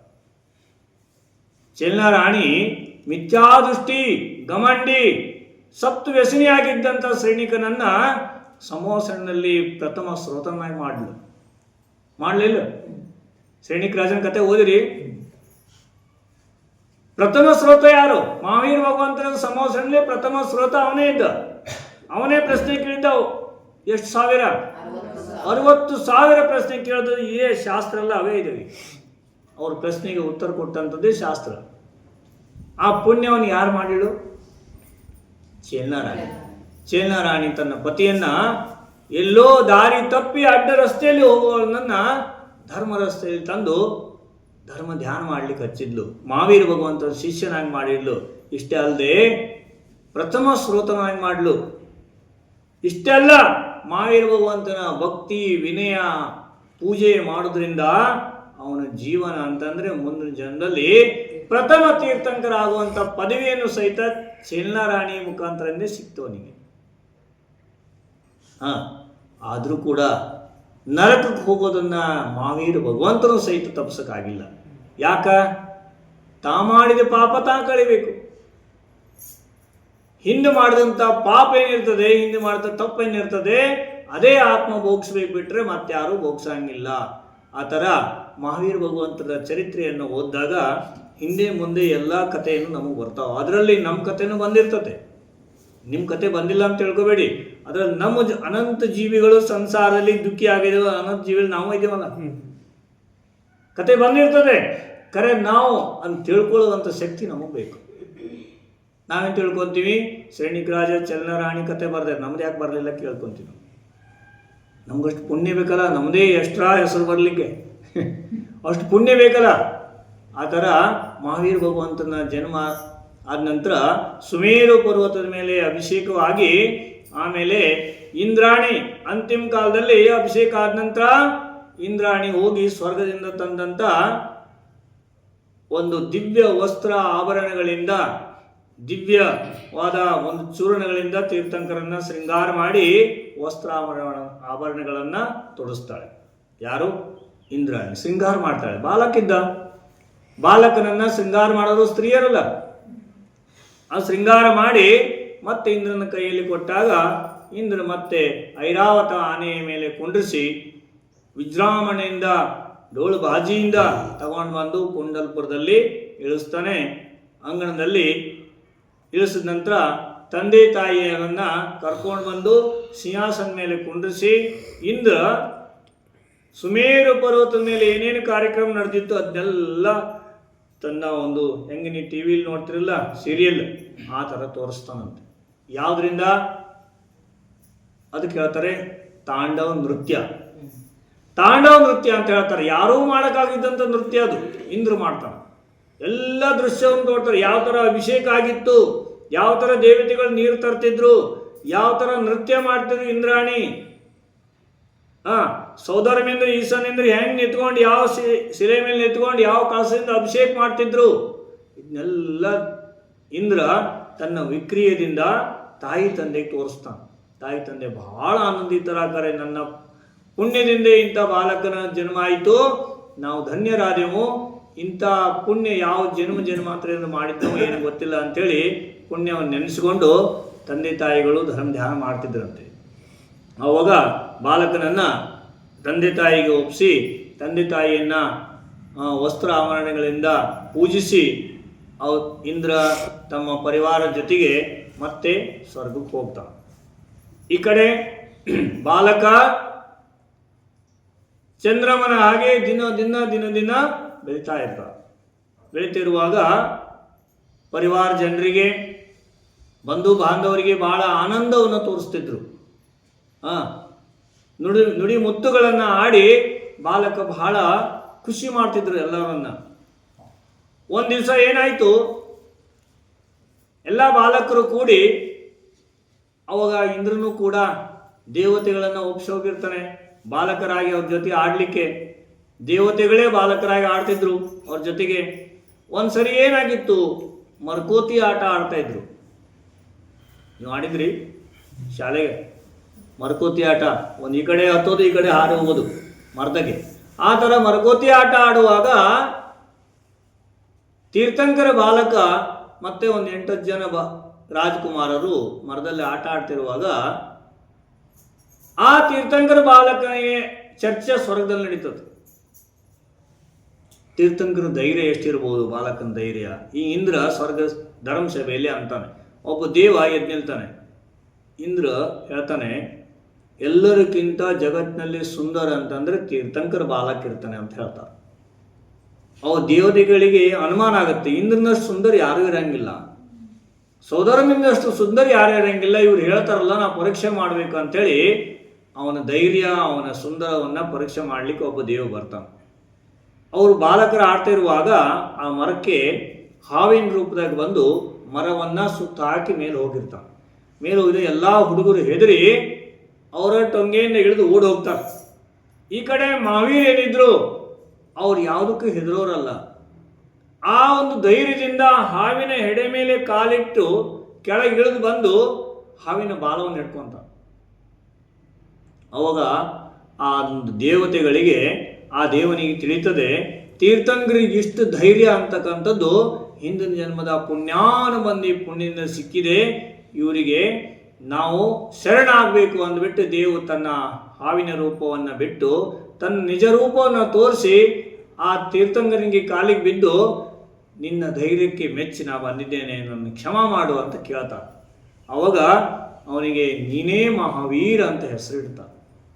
ಮಹಾವೀರ ಅಂತ ಹೆಸರಿಡ್ತಾರೆ. ತಾಯಿ ತಂದೆ ಏನಿಟ್ಟಿದ್ರೆ ಹೆಸರ ವರ್ಧಮಾನ. ಅವು ಮಹಾವೀರ ಅಂತ ಹೆಸರಿಟ್ಟು ಆ ಸಂಗಮ ದೇವ್ ಹೋಗ್ಬಿಡ್ತದೆ. ಅವಾಗ ಈ ಕಡೆ ಮಹಾವೀರನ ಆತ್ಮ ಬೆಳೀತಾ ಬೆಳೀತಾ 16-20 ವರ್ಷ ಬರ್ತಾರೆ, ಯುವಕ ಅವಸ್ಥೆಯಲ್ಲಿ ಬರ್ತದೆ. ಆವಾಗ ಒಂದು ಆನೆ ಊರಲ್ಲಿ ಕಂಬ ಮುರ್ಕೊಂಡು ಎಲ್ಲರನ್ನೂ ಹೆದರಿಸ್ಕೊಂತ ಬರ್ತಾ ಇತ್ತು. ಮಹಾವೀರರು ಆನೆಯ ಮುಂದೆ ಹೋಗಿ ಆನೆಯನ್ನು ಎದುರಿಸಿ ಸುಂಡನ್ನು ಹಿಡಿದು ಮೇಲೆ ಎತ್ತು ಆನೆ ಮೇಲೆ ಕುಂತು ಮೆರವಣಿಗೆ ಮಾಡ್ಕೊಂಡು ಬರ್ತಾರೆ ಊರಲ್ಲಿ. ಆವಾಗ ಅವರಿಗೆ ಆ ಒಂದು ಕಾರಣದಿಂದ ಆ ರಾಜ ಮಹಾರಾಜೆಲ್ಲ ಕೂಡಿ ವೀರಾದಿ ವೀರ ಮಹಾವೀರ, ಸನ್ಮತಿ ಅಂತ ಆಮೇಲೆ ಹೆಸರು ಬರ್ತದೆ, ವೀರ ಮಹಾವೀರ ವೀರ ಅಂತ ಬರ್ತದೆ, ವೀರ ಹೆಸರಿರ್ತಾರೆ. ಆಮೇಲೆ ಅದೇ ರೀತಿ ಮಹಾವೀರರು ಎಲ್ಲೆಲ್ಲಿ ಹೋಗ್ತಾರೋ ಅಲ್ಲೆಲ್ಲ ಮರ ಎಲ್ಲಿರ್ತದೆ, ಕಾಡು ಇರ್ತದೆ, ಧ್ಯಾನ ಮಾಡ್ತಿದ್ರು. ಧ್ಯಾನ ಮಾಡ್ತಾ ಕೂತಿದ್ರು. ಎಲ್ಲಿ ಹೋಗ್ತಾರೋ ಅಲ್ಲಿ ಕೆರೆ ದಿಡದಲ್ಲಿ ಸುಮ್ಮನೆ ಧ್ಯಾನಕ್ಕೆ ನಿಂತು ಕುಂತು ಬಿಡ್ತಿದ್ರು. ನದಿ ನೀರು ಹರಿತಾ ಇರುವಾಗ ವಿಚಾರ ಮಾಡ್ತಿದ್ರಂತೆ, ಈ ನದಿ ನೀರು ಯಾಕೆ ಹರಿತದೆ? ನದಿ ನೀರು ಹರಿತಾ ಹರಿತಾ ಹರಿತಾ ಯಾವ ಥರ ಸಮುದ್ರ ಸೇರ್ತದೆ, ನಾನು ಸಹಿತ ಈ ಜಗತ್ತಿನಲ್ಲಿ ಜನ್ಮ ತಗೊಂಡು ಎಲ್ಲರ ಜೊತೆಗೆ ಹೋಗ್ತಾ ಹೋಗ್ತಾ ನಾನು ಮೋಕ್ಷವನ್ನು ಸೇರಬೇಕು ಅಂತ ಚಿಂತನೆ ಮಾಡ್ತಿದ್ರು. ಆತ್ಮಚಿಂತನೆ ಮಾಡ್ತಿದ್ರು. ಆತ್ಮಚಿಂತನೆ ಮಾಡ್ತಾ ಮಾಡ್ತಾ ಒಂದ್ಸರಿ ಏನಾಯಿತು, ಅಷ್ಟೊತ್ತಿಗೆ 30 ವರ್ಷ ಕಳೆದು ಹೋಗ್ತಾವೆ. 30 ವರ್ಷ ಕಳೆದ ನಂತರ ತಾಯಿ ತಂದೆ ಭಾವನೆಗಳು ಕೂಡ ಎಲ್ಲರಿಗೂ ಇರ್ತಾವಲ್ಲ. ತಾಯಿ ತಂದೆ ಮಕ್ಕಳು ಹುಟ್ಟಿದಂಥ ಅವರಿಗೆ ಮುಂದಿನ ಉನ್ನತಿಯನ್ನು ಕಾಣ್ತಾ ಇರ್ತಾರೆ. ಮದುವೆ ಆಗಬೇಕು, ಹಬ್ಬ ಆಗಬೇಕು, ಸಂತಾನ ನೋಡಬೇಕು, ಮೊಮ್ಮಕ್ಕಳನ್ನು ನೋಡ್ಬೇಕು, ಕಾಣ್ತಾ ಇರ್ತಾವೆ, ಸ್ವಪ್ನ ಕಾಣ್ತಾ ಇರ್ತಾರೆ. ಅದೇ ಥರ ಸಿದ್ಧಾರ್ಥ ರಾಜ ತ್ರಿಶಲಾದೇವಿ ಕೂಡ ಸ್ವಪ್ನವನ್ನು ನೋಡ್ತಾ ಇದ್ರು, ಮಗನನ್ನು ಉನ್ನತಿಯನ್ನು ನೋಡ್ಬೇಕು ನಾನು ಅಂತ. ಅಷ್ಟರಲ್ಲಿ 30 ವರ್ಷಗಳಾದ ನಂತರ ಅವರಿಗೆ ಯಾವುದೋ ಒಂದು ರೂಪದಿಂದ ಅವರಿಗೆ ಜಾತಿ ಸ್ಮರಣ ಆಗ್ತದೆ. ಜಾತಿ ಸ್ಮರಣ ಆದ ನಂತರ ಅವರಿಗೆ ಹಿಂದಿನ ಜನ್ಮದ್ದೆಲ್ಲ ತ್ರಿಪುಷ್ಟ ನಾರಾಯಣ, ಸ್ವರ್ಗ, ಮೋಕ್ಷ ಇದೆಲ್ಲ ಕಂಡು ಬರ್ತದೆ. ನಾ ಈ ಸಂಸಾರವೇ ಬೇಡ, ಈ ಸಂಸಾರ ಜನರೇಟರ್ ದೂರ ಆಗಬೇಕು, ತನ್ನ ಆಯುಷ್ಯನ ಕೂಡ ತಂದು ಕಂಡು ಹಿಡಿತಾರೆ ಜಾತಿ ಸ್ಮರಣೆಯಿಂದ. ಇನ್ನು ನಂದು ಉಳಿಯೋದು ಬಹಳ ಕಮ್ಮಿ ವರ್ಷ ಇದೆ, ಇದರಲ್ಲಿ ನಾನು ಆತ್ಮ ಕಲ್ಯಾಣ ಮತ್ತು ಭವ್ಯ ಜೀವಿಗಳ ಕಲ್ಯಾಣ ಮಾಡಲಿಕ್ಕೆ ದಿನವೇ ಸಾಕಾಗಂಗಿಲ್ಲ ಅಂದ್ಬಿಟ್ಟು 30 ವರ್ಷದಲ್ಲಿ ವೈರಾಗ್ಯ ಬರ್ತದೆ. ವೈರಾಗ್ಯ ಬಂದು ಭಾವನೆಯನ್ನು ಭಾವಿಸಿ ಕರೀತಾರೆ. ರಾಜಾ ರಾಣ ಛತ್ರಪತಿ ಅತಿಯನಕೆ ಅಸುವಾರ್ मरती जीविरिया जीव को कोई न राखनहार. ರಾಜ, ರಾಣ, ಛತ್ರಪತಿ, ತಂದೆ, ತಾಯಿ, ಬಂಧು ಬಾಂಧವು, ದೇವಿ ದೇವತಾ ಯಾರೂ ಕೂಡ ಈ ಸಾಯುವಂತ ಜೀವಿಯನ್ನ ಉಳಿಸ್ಕೊಳ್ಳಿಕ್ಕೆ ಮಾತಪಿತಾ ಪರಿವಾರ ಯಾರೂ ಸಾಧ್ಯ ಇಲ್ಲಂತೆ. ಅದೇ ಥರ ಚಿಂತನೆ ಮಾಡಕ್ಕೆ ಹಿಡಿದ್ರು ಮಹಾವೀರರು. ನನ್ನನ್ನು ಈ ಸಂಸಾರ ರೂಪಿ ಯಮನ ಬಾಯಲ್ಲಿ ಹೋಗುವನ್ನ ಯಾರೂ ಸಹಿತ ಉಳಿಸೋಕ್ಕೆ ಸಾಧ್ಯ ಇಲ್ಲ ಅಂದಾಗ ನಾ ಯಾರು ಹಿಂದೆ ಬಿದ್ದು ಏನು ಮಾಡೋದು ಅಂಥೇಳಿ ಮಹಾವೀರ ಭಗವಂತರು ಚಿಂತನೆ ಮಾಡ್ತಾ ಮಾಡ್ತಾ ಮಾಡ್ತಾ ಧ್ಯಾನದ ಮಗ್ನ ಆಗಿಬಿಡ್ತಿದ್ರು. ಅವಾಗ ಎಲ್ಲರಿಗೂ ತಿಳಿತದೆ, ಅವು ವೈರಾಗ್ಯ ಬಂತು ಅಂತ ಗೊತ್ತಾಗುತ್ತೆ. ಲೋಕಾಂತಿಕ ದೇವ ಸ್ವರ್ಗದಿಂದ ಬಂದು ಮಹಾವೀರನ ಮುಂದೆ ನಿಂತು ಬಿಡ್ತಾರೆ. ಹೇ ಭಗವಾನ್, ತಾವು ಉತ್ತಮ ಭಾವನೆಯನ್ನು ಭಾವಿಸ್ತಿದ್ದೀರಿ. ಈ ಭಾವನೆಯಿಂದ ನಮ್ಮಂಥ ಸಂಸಾರಿ ಜೀವಿಗಳ ಕಲ್ಯಾಣ ಆಗೋದೈತೆ. ಎಷ್ಟೋ ಭವ್ಯ ಜೀವಿಗಳು ಸಂಯಮ ಧಾರಣ ಮಾಡಿ, ಸಮ್ಯಕ್ ದರ್ಶನ ಧಾರಣ ಮಾಡಿ ಆತ್ಮ ಕಲ್ಯಾಣ ಮಾಡ್ಕೊಳ್ಳೋದೇ ನಿಮ್ಮ ಭಾವನೆಯಿಂದ. ಬಹಳ ಉತ್ತಮ ಭಾವನೆಯನ್ನು ಭಾವಿಸಿದ ಮತ್ತಿಷ್ಟು ಅನುಮೋದನೆ ಮಾಡಕ್ಕಿಡಿದ್ರು. ಅವಾಗ ಅವರಿಗೆ ವೈರಾಗ್ಯ ಜಾಸ್ತಿಯಾಗಿ ಅದೇ ತಕ್ಷಣ ಸ್ವರ್ಗದ ಇಂದ್ರ ಚಂದ್ರಪ್ರಭಾ ಹೆಸರಿನ ಪಾಲಕಿಯನ್ನು ತಂದಿಳಿಸ್ತಾರೆ. ಇಳಿಸಿದ ನಂತರ ಅದರಲ್ಲಿ ಮಹಾವೀರರು ತಾಯಿ, ತಂದೆ, ತನ್ನ ಬಂಧು ಬಳಗದವರಿಗೆಲ್ಲ ತಮ್ಮ ಹಿತನುಡಿಗಳಿಂದ ಎಲ್ಲ ಸಂಜಯಿಸಿ ಮಾಡಿ ಹೇಳಿ ಅವರನ್ನು ಒಪ್ಪಿಸಿ ಆ ಪಾಲಿಕೆಯಲ್ಲಿ ಹೋಗಿಕೊಳ್ತಾರೆ. ಇಂದ್ರ ಬಂದಂತೆ ಅದೇ ತಕ್ಷಣ ಅಲ್ಲಿ ದೀಕ್ಷಾಭಿಷೇಕನೂ ಆಗ್ತದೆ. ರಾಜಾಂಗಣದಲ್ಲಿ ದೀಕ್ಷಾಭಿಷೇಕ ಆಗುತ್ತೆ. ದೀಕ್ಷಾಭಿಷೇಕ ಆದ ನಂತರ ಮಹಾವೀರರು ಪಾಲಿಕೆಯಲ್ಲಿ ಕುಂತಾರೆ. ಮೊದಲು ಪಾಲಿಕೆಯಲ್ಲಿ ಕುಂತ ನಂತರ ಚರ್ಚೆ ನಡೀತದೆ. ಪಾಲಿಕೆಯನ್ನು ಮೊದಲು ಎತ್ತೋರು ಯಾರು ತಗೊಂಡೋಗೋರು ಅಂತ ಚರ್ಚೆ ಆಗುತ್ತದೆ. ಅವಾಗ ಇಂದ್ರ ಅಂತಾನೆ, ನಾನು ಗರ್ಭ ಕಲ್ಯಾಣ ಮಾಡಿದ್ದೇನೆ, ಜನ್ಮ ಕಲ್ಯಾಣ ಮಾಡಿದ್ದೇನೆ, ಮತ್ತು ಈಗ ದೀಕ್ಷಾ ಕಲ್ಯಾಣ ನಾವೇ ಮಾಡ್ತಿದ್ದೀವಿ ದೇವತೆಗಳು. ಮುಂದೆ ಮೋಕ್ಷ ಕಲ್ಯಾಣ, ಕೇವಲ ಜ್ಞಾನ ಕಲ್ಯಾಣಕ್ಕೂ ಕೂಡ ನಾವೇ ಬರ್ತೀವಿ, ಮೋಕ್ಷ ಕಲ್ಯಾಣಕ್ಕೂ ಕೂಡ ನಾವೇ ಇರ್ತೀವಿ. ಅದಕ್ಕಾಗಿ ದೇವತೆಗಳಿಗೆ ಹಕ್ಕೈತಿದೆ ಎತ್ತಕ್ಕೆ ಅಂತ ಹೇಳ್ತಾರೆ. ಆವಾಗ ಮನುಷ್ಯರಂತಾರೆ, ಮನುಷ್ಯ ಕುಲದಲ್ಲಿ ಹುಟ್ಟಿದಂಥ ತೀರ್ಥಂಕರರು, ನಮಗೆ ಹಕ್ಕೈತೆ ಮೊದಲು ಎತ್ತಕ್ಕೆ ಅಂತ ಹೇಳ್ತಾರೆ. ಅದೆಲ್ಲ ಚರ್ಚೆ ಆದ ನಂತರ 2 ಜನ ಕೂಡಿ ಹೇಳ್ತಾರೆ, ಇದು ತೀರ್ಥಂಕರ ತಂದೆ ಯಾರಿರ್ತಾರೆ ಅವರಿಂದನೇ ತೀರ್ಮಾನ ಆಗಬೇಕು ಅಂತ ಬರ್ತತೆ. ಲಾಸ್ಟಿಗೆ ತೀರ್ಥಂಕರ ತಂದೆ ಏನು ಹೇಳ್ತಾರೆ ಗೊತ್ತಾ? ಯಾರಿಗೆ ಈ ಭಾವದಲ್ಲಿ ಸಂಯಮ ಧಾರಣ ಮಾಡುವಂಥ ಮುಖ್ಯತೆ ಇರ್ತದೆ, ಶಕ್ತಿ ಇರ್ತದೆ, ಅವರೇ ಮೊದಲು ಪಾಲ್ಕಿಯನ್ನು ಎತ್ತಬೇಕು ಅಂತ ಹೇಳ್ತಾರೆ. ಆವಾಗ ಇಂದ್ರ 1-2 ಹೆಜ್ಜೆ ಹಿಂದೆ ಸರಿತ. ಇಷ್ಟೆಲ್ಲ ಶಕ್ತಿ ಇದು, ಪಂಚ ಕಲ್ಯಾಣ ಮಾಡುವಂಥ ಶಕ್ತಿ ಇದ್ರೂ ಕೂಡ ನನಗೆ ಸಂಯಮ ಧಾರಣ ಮಾಡೋಕ್ಕಾಗಲ್ಲಪ್ಪ. ಹೇ ಮನುಷ್ಯರೇ, ಕೈ ಜೋಡಿಸಿ ಬೇಡ್ಕೊಂತೀನಿ, ನನಗೆ 5 ನಿಮಿಷಕ್ಕಾಗಿ ಮನುಷ್ಯ ಭಾವನ ಕೊಡಿ ಅಂತ. ಹುಚ್ಚನಾಗ್ಬಿಡ್ತಾನ, ನಾವು ಕೊಡೋಕ್ಕಾಗಲ್ಲ, ಕರೆ ಗೊತ್ತಿರ್ತದೆ, ಹೇಳಕತ್ತ. ಅದಕ್ಕಾಗಿ ಇಂದ್ರ, ಸೌಧರ್ಮೇಂದ್ರ, ಈಶಾನೇಂದ್ರನಿಗೂ ಕೂಡ ಸಂಯಮ ಇಲ್ಲ ಅಂತಕ್ಕಂಥ ಮಾತು ಅವಾಗ ಗೊತ್ತಾಗುತ್ತೆ. ಸಂಯಮ ಧಾರಣ ಮಾಡುವಂಥ ಶಕ್ತಿ ಅವರಲ್ಲಿ ಇರಂಗಿಲ್ಲ. ದೇವತೆಗಳಲ್ಲಿ ಯಾವುದೇ ರೀತಿಯಿಂದ ಸಂಯಮ ಧಾರಣ ಮಾಡೋಕ್ಕಾಗಲ್ಲಂತೆ. ಅದಕ್ಕಾಗಿ ಆ ಸಂಯಮ ಧಾರಣ ಮಾಡುವಂಥ ಶಕ್ತಿ ಇಲ್ಲದ್ರಿಂದ ಹಿಂದೆ ಸರ್ಕೊಂಡು ಮನುಷ್ಯರಿಗೆ ಶರಣಾಗ್ತಾನೆ ಇಂದ್ರ. ನೀವೇ ಧನ್ಯರು, ನೀವೇ ಮೊದಲು ಪಾಲ್ಕಿಯನ್ನು ಎತ್ತಿ ಆಮೇಲೆ ನಮಗೆ ಒಪ್ಸಿ ಅಂತ ಹೇಳಿ ಮನುಷ್ಯರು ಏನು ಮಾಡ್ತಾರೆ, 7 ಹೆಜ್ಜೆಯನ್ನು ಪಾಲ್ಕಿಯನ್ನು ಎತ್ತಿ ಮುಂದೆ ತಗೊಂಡು ಹೋಗ್ತಾರೆ. ತಗೊಂಡು ಹೋದ್ರೆ ಆಮೇಲೆ ವಿದ್ಯಾಧರರಿಗೆ ಕೊಡ್ತಾರೆ. ವಿದ್ಯಾಧರರು ದೇವತೆಗಳಿಗೆ ಆಮೇಲೆ ಒಪ್ಪಿಸಿಬಿಡ್ತಾರೆ. ದೇವತೆಗಳು ಆಕಾಶ ಮಾರ್ಗದಿಂದ ತೀರ್ಥಂಕರ ವೈರಾಗ್ಯ ತೀರ್ಥಂಕರ ಯುವಕರನ್ನು ತಗೊಂಡು ಹೋಗ್ತಾರೆ ಆಕಾಶ ಮಾರ್ಗದಲ್ಲಿ. ಎಲ್ಲಿ ತಗೊಂಡು ಹೋಗ್ತಾರೆ? ತೀರ್ಥಂಕರ್ ಎಲ್ಲಿ ಹೋಗಿ ಇಳಿತಾರ ಗೊತ್ತಿರುತ್ತೆ ಅವರಿಗೆ ಅಂದಿಂದ. ಅವ್ರು ದೀಕ್ಷೆ ತಗೊಳ್ಳೋದಂತ ವನಕ್ಕೆ ತಗೊಂಡೋಗಿ ಅಲ್ಲಿ ವಿಜೃಂಭಣೆಯಿಂದ ಬ್ಯಾಂಡ್ ಬಾಜಿಯಿಂದ ತಗೊಂಡೋಗಿ ಆ ಒಂದಲ್ಲಿ ಇಳಿಸ್ತಾರೆ. ಅಲ್ಲಿ ಹೋಗಿ ಇಂದ್ರಾಣಿ ಮೊದಲಾಗಿ ಹೋಗಿ ತನ್ನ ವಿಕ್ರಯದಿಂದ ಅಲ್ಲಿ ರತ್ನದ ಒಂದು ಇದನ್ನ ಏನಂತಾರೆ, ಪಾಷಾಣ ಅಂತ ಹೇಳ್ತಾರೆ, ಅದಕ್ಕೆ ಕಲ್ಲು ಶಿಲಾ, ರತ್ನದ ಶಿಲೆಯನ್ನು ಆರಿಸಿ ಅದಕ್ಕೆ ರತ್ನ ಚೂರ್ಣದಿಂದ ಸ್ವಸ್ತಿಕನ ಮಾಡಿರ್ತಾರೆ, ಮೇಲೆ ಮುತ್ತಿನ ತೋರಣ ಮಾಡಿರ್ತಾರೆ. ಅಲ್ಲಿ ಹೋಗಿ ತೀರ್ಥಂಕರು ಪಾಲಕಿಯಿಂದ ಇಳಿದು ಅಲ್ಲಿ ಹೋಗಿ ಪದ್ಮಾಸನಲ್ಲಿ ವಿರಾಜಮಾನ ಆಗಿ ಓಂ ನಮಃ ಸಿದ್ಧೇಭ್ಯ, ಓಂ ನಮಃ ಸಿದ್ಧೇಭ್ಯ, ಸಿದ್ಧ ಭಗವಂತನನ್ನ ನೆನೆಸಿಕೊಂಡು ಅವರಿಗೆ ನಮಸ್ಕಾರ ಮಾಡಿ ಪೂರ್ವಾಭಿಮುಖ ಅಥವಾ ಉತ್ತರಾಭಿಮುಖವಾಗಿ ಕುಂತು ಏನು ಮಾಡ್ತಾರೆ, ತಮ್ಮ ಕಿರೀಟ, ಹಾರ, ವಸ್ತ್ರ ಎಲ್ಲ ತೆಗೆದು ಒಗಿತಾರೆ. ತೆಗೆದು ಒಗೆದು ಆಮೇಲೆ ಪಂಚಮುಷ್ಟಿಯಿಂದ ಕೇಸರಂಚು ಮಾಡ್ತಾರಂತೆ. ಎಷ್ಟು ಮುಷ್ಟಿಯಿಂದ? 5 ಮುಷ್ಟಿಯಿಂದ ಅಷ್ಟೇ ಕೇಸರಂಚು. ನಾವು ಸಾವಿರಾರು ಸರಿ ಕೇಳ್ತೀವಿ, ಕರೆ ತೀರ್ಥಂಕರರು 5 ಮುಷ್ಟಿಯಿಂದ ತಮ್ಮ ಕೇಸನ್ನು ಕಿತ್ತು ಒಗಿತಾರೆ. ಯಾಕೆ? ಅಷ್ಟೊಂದು ಅವರಿಗೆ ವೈರಾಗ್ಯ ತುಂಬಿ ಇರ್ತದೆ. ಮತ್ತೇನಾಗಿರ್ತದೆ? ವಜ್ರ ಋಷಭ ನಾರಸನ ಸಹನ ಇರ್ತದೆ. ಆ ಶಕ್ತಿ ಇರೋದ್ರಿಂದ ಶರೀರದಲ್ಲಿ ಅವರಿಗೆ ಅದನ್ನು ಕೂದಲನ್ನು ಕೀಳುವುದು ಬಹಳ ಕಷ್ಟ ಅನ್ಸಂಗಿಲ್ಲ. ಅದು ಕೂಡ ಶಕ್ತಿಯನ್ನು ಅವರು ವೈರಾಗ್ಯ ತುಂಬಿದ್ರಿಂದ ಅವ್ರು 5 ಮುಷ್ಟಿ ಕೇಸರಂಚ ಮಾಡ್ತಾರೆ. ಪಂಚಮುಷ್ಟಿ ಕೇಸರಂಚ ಆದ ನಂತರ ದೀಕ್ಷೆ ಆಗ್ತದೆ. 2 ಉಪವಾಸ ಮಾಡಿ ಧ್ಯಾನ ಕುಂತಿರ್ತಾರೆ. ಆಮೇಲೆ ಇವರೆಲ್ಲ ದೇವತೆಗಳೆಲ್ಲ ದೀಕ್ಷಾ ಕಲ್ಯಾಣಕವನ್ನು ಆಚರಣೆ ಮಾಡಿ ತಮ್ಮ ಸ್ವರ್ಗಕ್ಕೆ ಹೋಗಿರ್ತಾರೆ. ಆಮೇಲೆ ತ್ರಿಶಲಾ ಮಾತೆಗೆ ದುಃಖ ಆಗೋದಿಲ್ಲ, ಮಗ ದೀಕ್ಷಾ ತಗೊಂಡಂಥೇಳಿ ಭಾಳ ದುಃಖದಿಂದ ಸ್ವಲ್ಪ ಹೊತ್ತು ನಡ್ಕೊಂತ ಹೋಗ್ತಾ ಇರ್ತಾರೆ. ನಮ್ಮ ಮಗನನ್ನು ಹೆಂಗೆ ಈ ಬಿಸಿಲು, ಬೆಂಕಿ, ಮಳೆಯಲ್ಲಿ ಹೆಂಗೆ ನಮ್ಮ ಮಗ ಮುತ್ತಿನ ಹಾಸಿಗೆಯಲ್ಲಿ ಇರುವಂಥ ರಾಜಕುಮಾರ ಹೆಂಗಿರುವ ಆಯ್ತಾಳೆ ನೆನೆಸ್ಕೊಂತ ಹೋಗ್ತಾ ಇರ್ತಾಳೆ. ಅವಾಗ ದೇವತೆಗಳು ಬಂದು ಅವರನ್ನು ಸಂಜೇಶಿ ಮಾಡಿ ಹೇಳ್ತಾರೆ, ನಿಮ್ಮ ಮಗ ಲೋಕ ಕಲ್ಯಾಣಕ್ಕಾಗಿ ಹೊಂಟಿದ್ದಾರೆ, ತಮ್ಮ ಕಲ್ಯಾಣ ಜೊತೆಗೆ ಭವ್ಯ ಜೀವಿಗಳ ಕಲ್ಯಾಣ ಆಗೋದೈತಿ, ದುಃಖಿ ಆಗೋದ್ರಿಂದ ಏನೂ ಪ್ರಯೋಜನ ಇಲ್ಲ ತಾಯಿ ಅಂತ ಹೇಳಿ ಅವ್ರಿಗೆ ಸಂಜೇಶಿ ಮಾಡಿ ವಾಪಸ್ ಕಳಿಸ್ತಾರೆ ಮನೆಗೆ.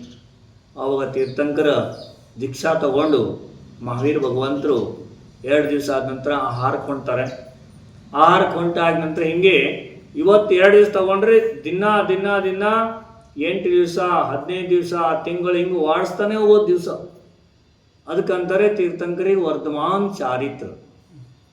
ತೀರ್ಥಂಕರ ಚಾರಿತ್ರ ಕೆಳಗೆ ಹೋಗಂಗಿಲ್ಲ, ದಿನ ಉಜ್ವಲ ಆಗ್ತಾ ಹೋಗೋದು, ಮೇಲೆ ಹೋಗುತ್ತದೆ. ಆ ಥರ ಅಷ್ಟೊಂದು ಪವಿತ್ರತೆ ಆದಂಥ ತೀರ್ಥಂಕರ ಮುನಿ ಇರ್ತಾರೆ. ಹೇಳ್ತಾರೆ ಮಹಾವೀರ ಭಗವಂತರು ಒಂದು ಗ್ರಂಥ ಇದೆ, ಮಹಾವೀರ್ ಮತ್ತು ಅವರ ಆಚಾರ್ಯ ಪರಂಪರೆ ಅಂತ ಒಂದು ಗ್ರಂಥ ಇದೆ. ಆ ಗ್ರಂಥದಲ್ಲಿ ಹೇಳ್ತಾರೆ ತೀರ್ಥಂಕರರು ಫಸ್ಟ್ ಆಹಾರ ಆದ ನಂತರ 8 ದಿವಸ ಉಪವಾಸ ತಗೊತಾರಂತೆ. 8 ದಿವಸ ಆದ ನಂತರ ಆಹಾರ ಆಯಿತು, 15 ದಿವಸ ತಗೊತಾರಂತೆ. 15 ದಿವಸ ಆದ ನಂತರ 1 ತಿಂಗಳಿಗೆ ಹೋಗ್ತಾರಂತೆ. 1 ತಿಂಗಳು ಆದ ನಂತರ 2 ತಿಂಗಳು, 3 ತಿಂಗಳು, 5 ತಿಂಗಳು, 6 ತಿಂಗಳು ತನಕನೂ ಕೂಡ ಉಪವಾಸ ಮಾಡಿ ಆಹಾರ ಮಾಡ್ತಿದ್ರಂತೆ. ಮಹಾವೀರ ಭಗವಂತರು ಎಷ್ಟು ಚಾತುರ್ಮಾಸ ಮಾಡಿರ್ಬೋದು ನೀವು ಹೇಳ್ಬೋದು? ತೀರ್ಥಂಕರಿ ಚಾತುರ್ಮಾಸ ಆಗಲ್ಲ, ಅವರು ಹಂಗೆ ಇರ್ತಾರೆ. ಇಲ್ಲ, 12 ವರ್ಷ 12 ವರ್ಷ ಚಾತುರ್ಮಾಸ ಆದಂಥ ಉದಾಹರಣೆ ಗ್ರಂಥದಲ್ಲಿದೆ. ಅವರು 5 ಚಾತುರ್ಮಾಸ 4 ತಿಂಗಳು ಉಪವಾಸ ಮಾಡಿದ್ದಾರೆ. 5 ಚಾತುರ್ಮಾಸ ಲಾಸ್ಟಿಗೆ ಅವರು 4 ತಿಂಗಳು ಉಪವಾಸದ ನಿಯಮ ತಗೊಂಡು ಮರದ ಕೆಳಗೆ ನಿಂತಿದ್ದಾರೆ. ಇಷ್ಟು ದೊಡ್ಡ ತಪಸ್ವಿ ಇದ್ರು ಮಹಾವೀರರು. ಅವರು ಒಂದು ಸರಿ ಏನಾಗಿತ್ತು, ವಿಹಾರ ಮಾಡ್ತಾ ಹೋಗ್ತಾ ಒಂದು ಕಾಡಿನಲ್ಲಿ ಹೋಗ್ತಾರೆ. ಕಾಡಿನಲ್ಲಿ ಒಬ್ಬ ಸಾಧು ಗುಡಿಸಲು ಇರ್ತದೆ. ಸಾಧುಗಳು ಇರ್ತಾರಲ್ಲ ಕಾಡಿನಲ್ಲಿ, ಅವ್ರು ಅವ್ರ ಪರಿವಾರಲ್ಲೇ ಇತ್ತು. ಅವ್ರ ಆಕಳು, ಎಮ್ಮೆ ಎಲ್ಲ ಅವರು ಪರಿವಾರಲ್ಲೇ ಇತ್ತು. ಸಾಧು ಆಗಿದ್ರು. ಮುಂಜಾನೆ ಆದ ನಂತರ ಭಿಕ್ಷೆ ಬೇಡಕ್ಕೆ ಹೋಗ್ತಿದ್ರು ನಗರದಾಗ. ಸಾಯಂಕಾಲ ಬಂದು ಅಲ್ಲೇ ಇರ್ತಿದ್ರು. ಅವು ಮಹಾವೀರ ವಿಹಾರ ಮಾಡ್ಕೊಂತ ಅಲ್ಲೇ ಹೋದ ನಂತರ ಅವ್ರ ಕತ್ಲೆ ಆಯಿತು. ಆ ಒಂದು ಗುಡಿಸಲು ಹಿಂದ್ಗಡೆ ಕಾಯಿ ಸ್ವರ್ಗ ನಿಂತುಬಿಟ್ರು. ನಿಂತ ನಂತರ ಸಾಯಂಕಾಲ ಬಂದರು ಇವರು. ಬಂದ ನಂತರ ನಗ್ನ ವೇಷಧಾರಿ ಒಬ್ಬ ವ್ಯಕ್ತಿಯನ್ನು ಕಂಡು ಆ ಸಾಧು ಬಹಳ ಭಕ್ತಿ ಮಾಡ್ತಾನೆ. ಅದು ಬೆಳತಂಕ ನಿಂತ್ಕೊಂಡಿರ್ತಾರೆ ಮಾವೀರರು, ಇವರು ಹಾಯಾಗಿ ಒಳಗೆ ಕುಡಿಸ್ಲಾಗಿ ಇರ್ತಾರೆ. ಆಮೇಲೆ ಬೆಳಿಗ್ಗೆ ಎದ್ದ ನಂತರ ಭಿಕ್ಷೆ ಬೇಡಕ್ಕೆ ಹೋಗ್ಬೇಕಲ್ಲ, ಆವಾಗ ಅವ್ರು ನಿಂತಂತ ಸಾಧುಗೆ ಹೇಳ್ತಾರೆ ಮಾವೀರನಿಗೆ, ನಾವು ಹೋಗಿ ಬರ್ತೀವಿ, ಈ ಗುಡಿಸೆಲ್ಲ ಸ್ವಲ್ಪ ನೋಡ್ಕೊತೇವ್ರಿ. ಏನು ಹೇಳ್ತಾರೆ ಅವರು? ಸ್ವಲ್ಪ ನೋಡ್ಕೊತೇವ್ರಿ ಅಂತ ಹೇಳ್ತಾರೆ. ಮಾವೀರ ಧ್ಯಾನದಾಗಿರ್ತಾರೆ, ಅವರಿಗೆ ಏನು ಗೊತ್ತೇ ಆಗಂಗಿಲ್ಲ. ಅವಾಗ ಹೇಳಿ ಹೋಗ್ತಾರೆ. ಅವ್ರು ಮಾವೀರ ಹಂಗೆ ನಿಂತ್ಕೊಂಡಿರ್ತಾರೆ. ಒಂದಿಷ್ಟು ಆಕಳೆಲ್ಲ ಬಂದಿರ್ತಾವೆ, ಹಸುವೆ ಆಗಿರ್ತದೆ. ಗುಡಿಸ್ಲಿಗೆ ಹುಲ್ಲು ಹಾಕಿರ್ತಾರೆ, ಹುಲ್ಲು ಮುಚ್ಚಿರ್ತಾರೆ. ಆ ಹುಲ್ಲೆಲ್ಲ ಎಳ್ಕೊಂಡು ತಿಂದುಬಿಡ್ತಾವೆ. ಎಂಥ ಸಾಯಂಕಾಲದ ಹೊತ್ತಿಗೆ ಸಾಧುಗಳೆಲ್ಲ ಬರ್ತಾರೆ, ಆ ಮನೆ ಹುಲ್ಲೆಲ್ಲ ಎಳ್ಕೊಂಡು ತಿಂದುಬಿಟ್ಟಿದ್ದು ಆಕಳು. ಮಾವೀರನಿಗೆ ಬೈತಾರವ್ರು, ನೀ ನಮ್ಮ ಗುಡಿಸಲ ಹತ್ರ ನಿಂತಿದ್ದೆ, ಸ್ವಲ್ಪ ನೋಡ್ಕೊಳಕ್ಕೇನಾಗಿತ್ತು ನಿನಗೆ? ಅದೇ ಅವು ಕಟ್ಟಿಗೆ ತಗೊಂಡು ಮಾವೀರನಿಗೆ ಹೊಡಿತಾನ. ನೀನೆಲ್ಲ ನನ್ನ ಮನೆಯೆಲ್ಲ ಹಾಳು ಮಾಡಿದೆ, ಅದು ಅಲ್ಲದೆ ಮತ್ತು ನನ್ನ ಮನೆ ಹತ್ರ ನಿಂತಿದ್ದೆ, ಸ್ವಲ್ಪ ಆ ಆಕಳನ್ನು ಓಡಿಸ್ಲಿಕ್ಕೆ ಏನಾಗಿತ್ತು ನಿನಗೆ? ಏಕೋಚನ ಬೈತಾನ. ಅವಾಗ ಮಾವೀರರು ಏನೂ ಹೇಳಂಗಿಲ್ಲ. ಒಂದೇ ಸಂಕಲ್ಪ ತಗೊಂಡಿದ್ರು ಅವ್ರು. ದೀಕ್ಷಾ ತಗೊಂಡ ದಿವಸ ನನ್ನಿಂದ ಯಾವ ಜೀವಿಗಳಿಗೂ ಮನಸ್ಸು ನುಯ್ಯಬಾರ್ದು, ಈ ನಿಯಮ ತಗೊಂಡಿದ್ರು. ನನ್ನ ಆತ್ಮನಿಂದ ಯಾವುದೇ ಪ್ರಕಾರದ ಕಷಾಯ ಉದ್ಭವ ಆಗಬಾರ್ದು. ಈ ಒಂದು ಸಂಕಲ್ಪ ತಗೊಂಡು ದೀಕ್ಷೆ ತಗೊಂಡ್ರಿ ಅಂತ ಮಾವೀರರು. ಎಷ್ಟು ಶಕ್ತಿ ಇದ್ರೂ ಕೂಡ ಅದನ್ನ ತಪಸ್ಸೆ ಹಾಕಿದ್ರು ಬಿಟ್ಟರೆ ಮತ್ತೊಂದು ಜೀವಿಗಳ ಮೇಲೆ ಯಾವುದೇ ಪ್ರಕಾರದ ಪ್ರಯೋಗ ಮಾಡ್ತಿರ್ಲಂತೆ. ಅಷ್ಟು ಹೊಡೆದ್ರೂ ಕೂಡ ಏನೂ ಹೇಳಿಲ್ಲ. ಆಮೇಲೆ 2-3 ದಿವಸದಿಂದ ಅಲ್ಲೇ ನಿಂತು ಆಮೇಲೆ ವಿಹಾರ ಮಾಡ್ಕೊಂಡು ಹೋಗ್ತಾರೆ. ವಿಹಾರ ಮಾಡ್ಕೊಂಡು ಹೋಗ್ತಾರೆ. ಯಾವ ದಿಕ್ಕಿಗೆ ಹೊಂಟ್ರಲ್ಲ ಅದೇ ದಿಕ್ಕಿಗೆ ಹೋಗುವಾಗ ಮುಂದೆ ನಿಮ್ಮಂಥ 4 ಜನ ಸಜ್ಜನರು ಏನು ಹೇಳ್ತಾರೆ, ಕೈ ಮುಕ್ಕೊಂಡು, ಹೇ ಒಂದು ದೇವತಾ, ಇಲ್ಲಿ ಮುಂದೆ ಹೋಗಬೇಡಿ, ಇಲ್ಲೊಂದು ವಿಷಾಕಾರುವಂಥ ಹಾವಿದೆ. ಆಕಾಶ ಮೇಲೆ ಹಾರಾಡುವಂಥ ಪಕ್ಷಿಗಳೆಲ್ಲ ಅಲೆ ಬಿದ್ದು ಹೋಗ್ತಿದ್ದಂತೆ. ಆ ವಿಷ ಕಾರ್ತು ಅಂತಂದು ಅದನ್ನ ಹಿಡ್ಕೊಂಡು ತಿಂತಿದ್ದಂತೆ ಆ ಹಾವು. ಮತ್ತು ಅಲ್ಲಿ ಹೋದಂಥ ಮನುಷ್ಯರೇ ಅಂತೂ ವಾಪಸ್ಸು ಬಂದಿಲ್ಲ ಇನ್ನು ಅಂಥೇಳಿ ನಿಮ್ಮಂಥವ್ರು ಸಜ್ಜನರು ಮಾವೀರರಿಗೆ ಕೈ ಮುಗಿದು ಹೇಳಿದ್ರಂತೆ. ವಿಷ ಕಾರುವಂಥ ಹಾವು, ಕಾಳಿಂಗ ಸರ್ಪಿದೆ, ಅಲ್ಲಿ ಹುತ್ತ ಇದೆ, ಆ ಹುತ್ತದಿಂದ ಹೊರಗೆ ಬರ್ತದೆ, ಅಲ್ಲಿ ಹೋದವ್ರನ್ನೆಲ್ಲ ತಿಂದೇ ಬಿಡ್ತದೆ, ಮತ್ತೆ ಸಾಯಿಸಿಬಿಡ್ತದೆ. ನಿಮ್ಮಂಥ ಮಹಾಪುರುಷರು ದೇವತಾ ಅಲ್ಲಿ ಹೋಗಬಾರ್ದು, ದಯವಿಟ್ಟು ವಾಪಸ್ ಹೋಗಿ ಅಂತ ಹೇಳ್ತಾರೆ. ಮಹಾವೀರರಲ್ಲೇ ನಿಂತು ಬಿಡ್ತಾರೆ. ನಿಂತು ವಿಚಾರ ಮಾಡ್ತಾರೆ, ಇಷ್ಟೊಂದು ಜೀವಿಗಳಿಗೆ ತ್ರಾಸಾಗ್ತಿದೆ, ಇಷ್ಟೊಂದು ಜೀವಿಗಳ ಹತ್ಯೆ ಆಗ್ತಾಯಿದೆ, ಇಷ್ಟೊಂದು ಜೀವಿಗಳು ದುಃಖಿ ಆಗ್ತಾ ಇದ್ದೇವೆ, ಸಾಯ್ತಾ ಇದ್ದೇವೆ. ಆ ಒಂದು ವಿಷಭರಿತವಾದಂಥ ಹಾವನ್ನು ನಾನು ಯಾಕೆ ಸುಧಾರಣೆ ಮಾಡಬಾರ್ದು ಅಂಥೇಳಿ ಅವರು ಆ ಕಡೆ ಹೋದ ನಂತರ ಮಾವೀರರು ಸೀದಾ ಹೋಗೇ ಬಿಡ್ತಾರೆ. ಅಲ್ಲೇ ಹೋದ ನಂತರ ಆ ಹಾವು ಏಕದಮ್ ಸಿಟ್ಟಾಗಿ ಮಾವೀರರ ಮೇಲೆ ವಿಷ ಕಾರಿ ಬಿಡ್ತದೆ. ವಿಷ ಕಾರಿದ್ರೆ ಇವರಿಗೆ ಏನೇನೂ ಆಗಂಗಿಲ್ಲ, ನಿಂತು ಬಿಡ್ತಾರೆ ಅವರು. ಮತ್ತೆ ಸಿಟ್ಟುಕೊಂಡು ಮಾವೀರರ ಕಾಲಿಗೆ ಬಂದು ಕುಗ್ತದೆ, ಕಚ್ತದೆ. ಕಚ್ಚಿದ ನಂತರ ಹಾವಿಗೆ ಏನೋ ಒಂಥರ ಆಶ್ಚರ್ಯ ಅನಿಸ್ತದೆ. ನಾ ಎಲ್ಲರನ್ನೂ ಕಡಿತಿದ್ದೆ, ರಕ್ತ ಬರ್ತಿದ್ದು, ಈ ಆತ್ಮನನ್ನು ನಾನು ಕಡಿದ್ರಿಂದ ನನಗೆ ಹಾಲಿನ ಸ್ವಾದ ಬರ್ತಾ ಇದೆಯಲ್ಲ ಬಾಯಿಗೆ. ಆಶ್ಚರ್ಯ ಆಗಿ ಅಂದಿನಿಂದ ಆ ಹಾವು ಶಾಂತ ಸ್ವರೂಪವನ್ನು ಹೊಂದಿಬಿಡ್ತದೆ. ಮಾವೀರನ್ನ ನೋಡ್ತಾನೆ ನಿಂತು ಬಿಡ್ತದೆ. ನಿಂತು 2-3 ದಿವಸ ಮಾವೀರಲ್ಲೇ ನಿಂತಾರೆ. ಆ ಹಾವು ವಿಚಾರ ಮಾಡಿ ಅದಕ್ಕೆ ಜ್ಞಾನ ಶಕ್ತಿ ಜಾತಿ ಸ್ಮರಣ ಆಗಿ ಹೇಳ್ತದೆ, ಹೇ ಭವ್ಯಾತ್ಮ, ಹೇ ಮಹಾಪುರುಷ, ಹೇ ಭಗವಾನ್ ರೂಪದಲ್ಲಿ ನನ್ನ ಸ್ಥಾನಕ್ಕೆ ಬಂದಂಥ ನಿಮಗೆ ಶರಣಾಗಿದ್ದೇನೆ ನಾನು. ಮತ್ತೆ ಇಷ್ಟೊಳಗೆ ಎಷ್ಟು ಹಿಂಸೆ ಮಾಡಿದ್ನಲ್ಲ, ಈ ಹಿಂಸವನ್ನು ನಾನು ನಿಮ್ಮ ಚರಣದಲ್ಲಿ ತ್ಯಾಗ ಮಾಡಬೇಕಂತ ಭಾವನೆ ಆಗ್ತಾಯಿದೆ ಅಂದ್ಬಿಟ್ಟು ಹಾವು ಅದೇ ಒಂದು ಮಾವೀರನ ಮುಂದೆ ಒಂದು ಮರಕ್ಕೆ ನೇತಾಡಿ ತಲೆ ಕೆಳಗೆ ಮಾಡಿ ಆ ವಿಷವನ್ನೆಲ್ಲ ಕಾರಿ ಬಿಡ್ತದಂತೆ. ಕಾರಿ ಕೆಳಗೆ ಬಿದ್ದು ಮಾವೀರನ ಚರಣದಲ್ಲಿ ಪ್ರಾಣವನ್ನು ತ್ಯಾಗ ಮಾಡಿಬಿಡ್ತದಂತೆ. ಅವಾಗ ಅಲ್ಲಿ ಜನಗಳಿಗೆಲ್ಲ ಬಹಳ ಆಶ್ಚರ್ಯ ಆಗ್ತದೆ. ಇವರನ್ನು ನೋಡಿ, ಈ ದೃಶ್ಯವನ್ನು ನೋಡಿ ಅವರೆಲ್ಲರೂ ಮಾವೀರನ ಚರಣದಲ್ಲಿ ಬಂದು, ಆದಿವಾಸಿ ಜನರೆಲ್ಲ ಎಷ್ಟು ಭಕ್ತಿ ಮಾಡಕ್ಕೆ ಹತ್ತಿದ್ರು. ಅವರು ಮಾವೀರಂತೂ ಮೌನ ಇರ್ತಿದ್ರು, ಅವರು ಉಪದೇಶ ಕೊಡ್ತಿರಲಿಲ್ಲ. ಕರೆ ಅವ್ರ ರೂಪವನ್ನು ನೋಡೇ ಅವರಿಗೆ ಭಕ್ತಾದಿಗಳಾಗಿ ಅವ್ರ ಹಿಂದೆ ಎಲ್ಲಿ ಹೋಗ್ತಿರೋ ಅಲ್ಲೇ ಹೋಗ್ತಿದ್ರಂತ ಅವರೆಲ್ಲ. ಹಾಗೇ ಮಾವೀರರು ಹೋಗ್ತಾ ಹೋಗ್ತಾ ಹೋಗ್ತಾ ಒಂದು ದೊಡ್ಡ ಕಾಡು ಸಿಗ್ತದೆ. ಕಾಡನ್ನು ದಾಟಿ ಮತ್ತೊಂದು ಗುಡ್ಡ ಸಿಗ್ತದೆ. ಅದರ ಗುಡ್ಡದಲ್ಲಿ ಹುಲ್ಲೆಲ್ಲ ಬೆಳೀತಿರ್ತದೆ. ಅಲ್ಲಿ ಒಂದು ವನದೇವತಾ ಇರ್ತದೆ, ಮಿಥ್ಯಾತ್ವಿ ಜೀವಿ ಇರ್ತದೆ. ಅದು ಮಹಾವೀರನಿಗೆ ತ್ರಾಸು ಕೊಡಬೇಕು, ಇವ್ರನ್ನ ಧ್ಯಾನ ಕೆಡಿಸ್ಬೇಕು ಅಂತೇಳಿ ಅವ್ರ ಪೀಚೆ ಆಗ್ತದೆ. ಅವ್ರ ಹಿಂದೆ ಹೋಗ್ತದೆ. ಹಿಂದೆ ಹೋಗಿ ಏನೇನೋ ತ್ರಾಸು ಕೊಡ್ತದೆ ಧ್ಯಾನದಲ್ಲಿ ನಿಂತಾಗ. ಮತ್ತೆ ನಗರದಲ್ಲಿ ಹೋಗಿ ಇಂಥ ಯುವಕರಿಗೆ ಹೇಳ್ತಿತ್ತು. ಏನು ಹೇಳ್ತಿದ್ರು? ನಿಮ್ಮ ಈ ನಗರದ ಹೊರಗಡೆ ಒಬ್ಬ ನಗ್ನ ವೇಷಧಾರಿ ಕಳ್ಳ ಬಂದಿದ್ದಾನೆ, ಅವನನ್ನು ಹೊಡೆದು ಬಡಿದು ಓಡಿಸಿ ಅಂತ ಹೇಳ್ತಿತ್ತು. ಆ ನಗರದ ಯುವಕರೆಲ್ಲ ಬಂದು ಎಷ್ಟು ಹೊಡಿತಿದ್ರು ಬಡಿತಿದ್ರು, ಮಹಾವೀರ ನಿಂತಲೇ ನಿಂತಿದ್ರು. ಒಂದು ಸರಿ ಅದು ಸಾಕಾಗದೆ ಮಹಾವೀರ ಗುಡ್ಡದ ನಿಂತಿದ್ರಂತೆ, ಬೆಂಕಿ ಹಚ್ಚಿಬಿಡ್ತದೆ ಗುಡ್ಡಕ್ಕೆ. ಮಹಾವೀರರ ಕಾಲ ಕೆಳಗೆ ಬೆಂಕಿ ಎಲ್ಲ ಹರ್ಕೊಂತ ಹೋಗ್ತದೆ. ಬೆಂಕಿ ಎಲ್ಲ ಆರು ಹೋದ ನಂತರ ಮಹಾವೀರ ಭಗವಂತರು ವಿಹಾರ ಮಾಡ್ಕೊಂಡು ಹೋಗ್ತಿದ್ರಂತೆ. ಇಷ್ಟೆಲ್ಲ ಸಹನ ಮಾಡಿಕೊಂಡು ತ್ಯಾಗ ತಪಸ್ಸೆ ಮಾಡಿಕೊಂಡು ಮುಂದೆ ಹೋದಾಗ, ಎಲ್ಲಿ ಮಗಧ ದೇಶದಲ್ಲಿ ಹೋದಾಗ ಅಲ್ಲಿ ಒಬ್ಬ ರಾಜ ಇರ್ತಾನೆ. ಆ ರಾಜನ ಹೊರಬಾಗಿಲಿನಲ್ಲಿ, ಊರಿನ ಹೊರಬಾಗಿಲಿನಲ್ಲಿ ಎಲ್ಲರಿಗೂ ದೂತರನ್ನು ಕಳಿಸಿರ್ತಾನೆ, ಯಾರು ಕಳ್ಳರು ಬರಬಾರ್ದು ನೋಡ್ಕೊತ ಇರಿ ಅಂತ. ಮಹಾವೀರರು ಊರು ಹೊರಗೆ ಹೋಗಿ ಒಂದು ಗಿಡದ ಕೆಳಗೆ ತ್ಯಾಗ ತಪಸ್ಸೆ ಮಾಡ್ತಾ ನಿಂತಿರ್ತಾರೆ. ಆ ಒಂದು ದೂತರೆಲ್ಲ ನೋಡ್ತಾ ಬಂದಾಗ ಈ ನಗ್ನ ವೇಷಧಾರಿ ಮನುಷ್ಯನನ್ನು ನೋಡಿ ಇವನೇ ಕಳ್ಳ ಅಂತ ತಿಳ್ಕೊಂತಾರ. ಅವನನ್ನು ಸರ್ಪಿಳಿಯಿಂದ ಕಟ್ತಾರೆ. ಮಾವೀರನನ್ನು ಸರ್ಪಿಳಿಯಲ್ಲಿ ಕಟ್ಟಿ ಏನು ಬೇಕಾ ಶಿಕ್ಷೆ ಕೊಟ್ಕೊಂತ ರಾಜ ದರ್ಬಾರದಲ್ಲಿ ಎಳ್ಕೊಂಡು ಹೋಗ್ತಾರೆ.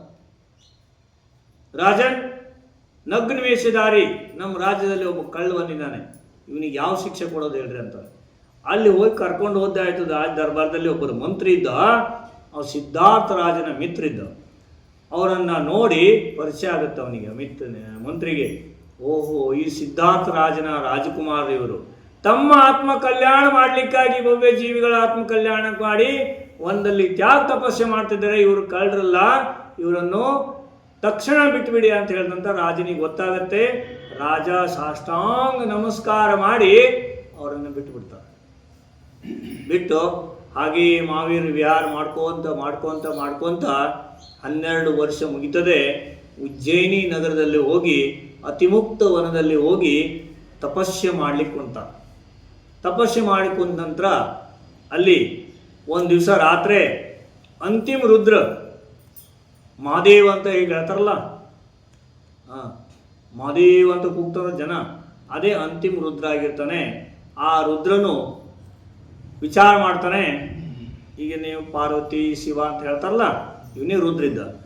ಅವ ವಿಚಾರ ಮಾಡ್ತಾನೆ, ನನಗಿಂತ ದೊಡ್ಡ ತಪಸ್ಸು ಯಾರು ಬಂದರೆ ಇವನನ್ನು ತಪಸ್ಸೆ ಕೆಡಿಸ್ಬೇಕು ಅಂಥೇಳಿ ರಾತ್ರಿ ಅವನ ವಿಕ್ರಿಯೆ ಎಲ್ಲ ಶುರು ಮಾಡ್ತಾನೆ.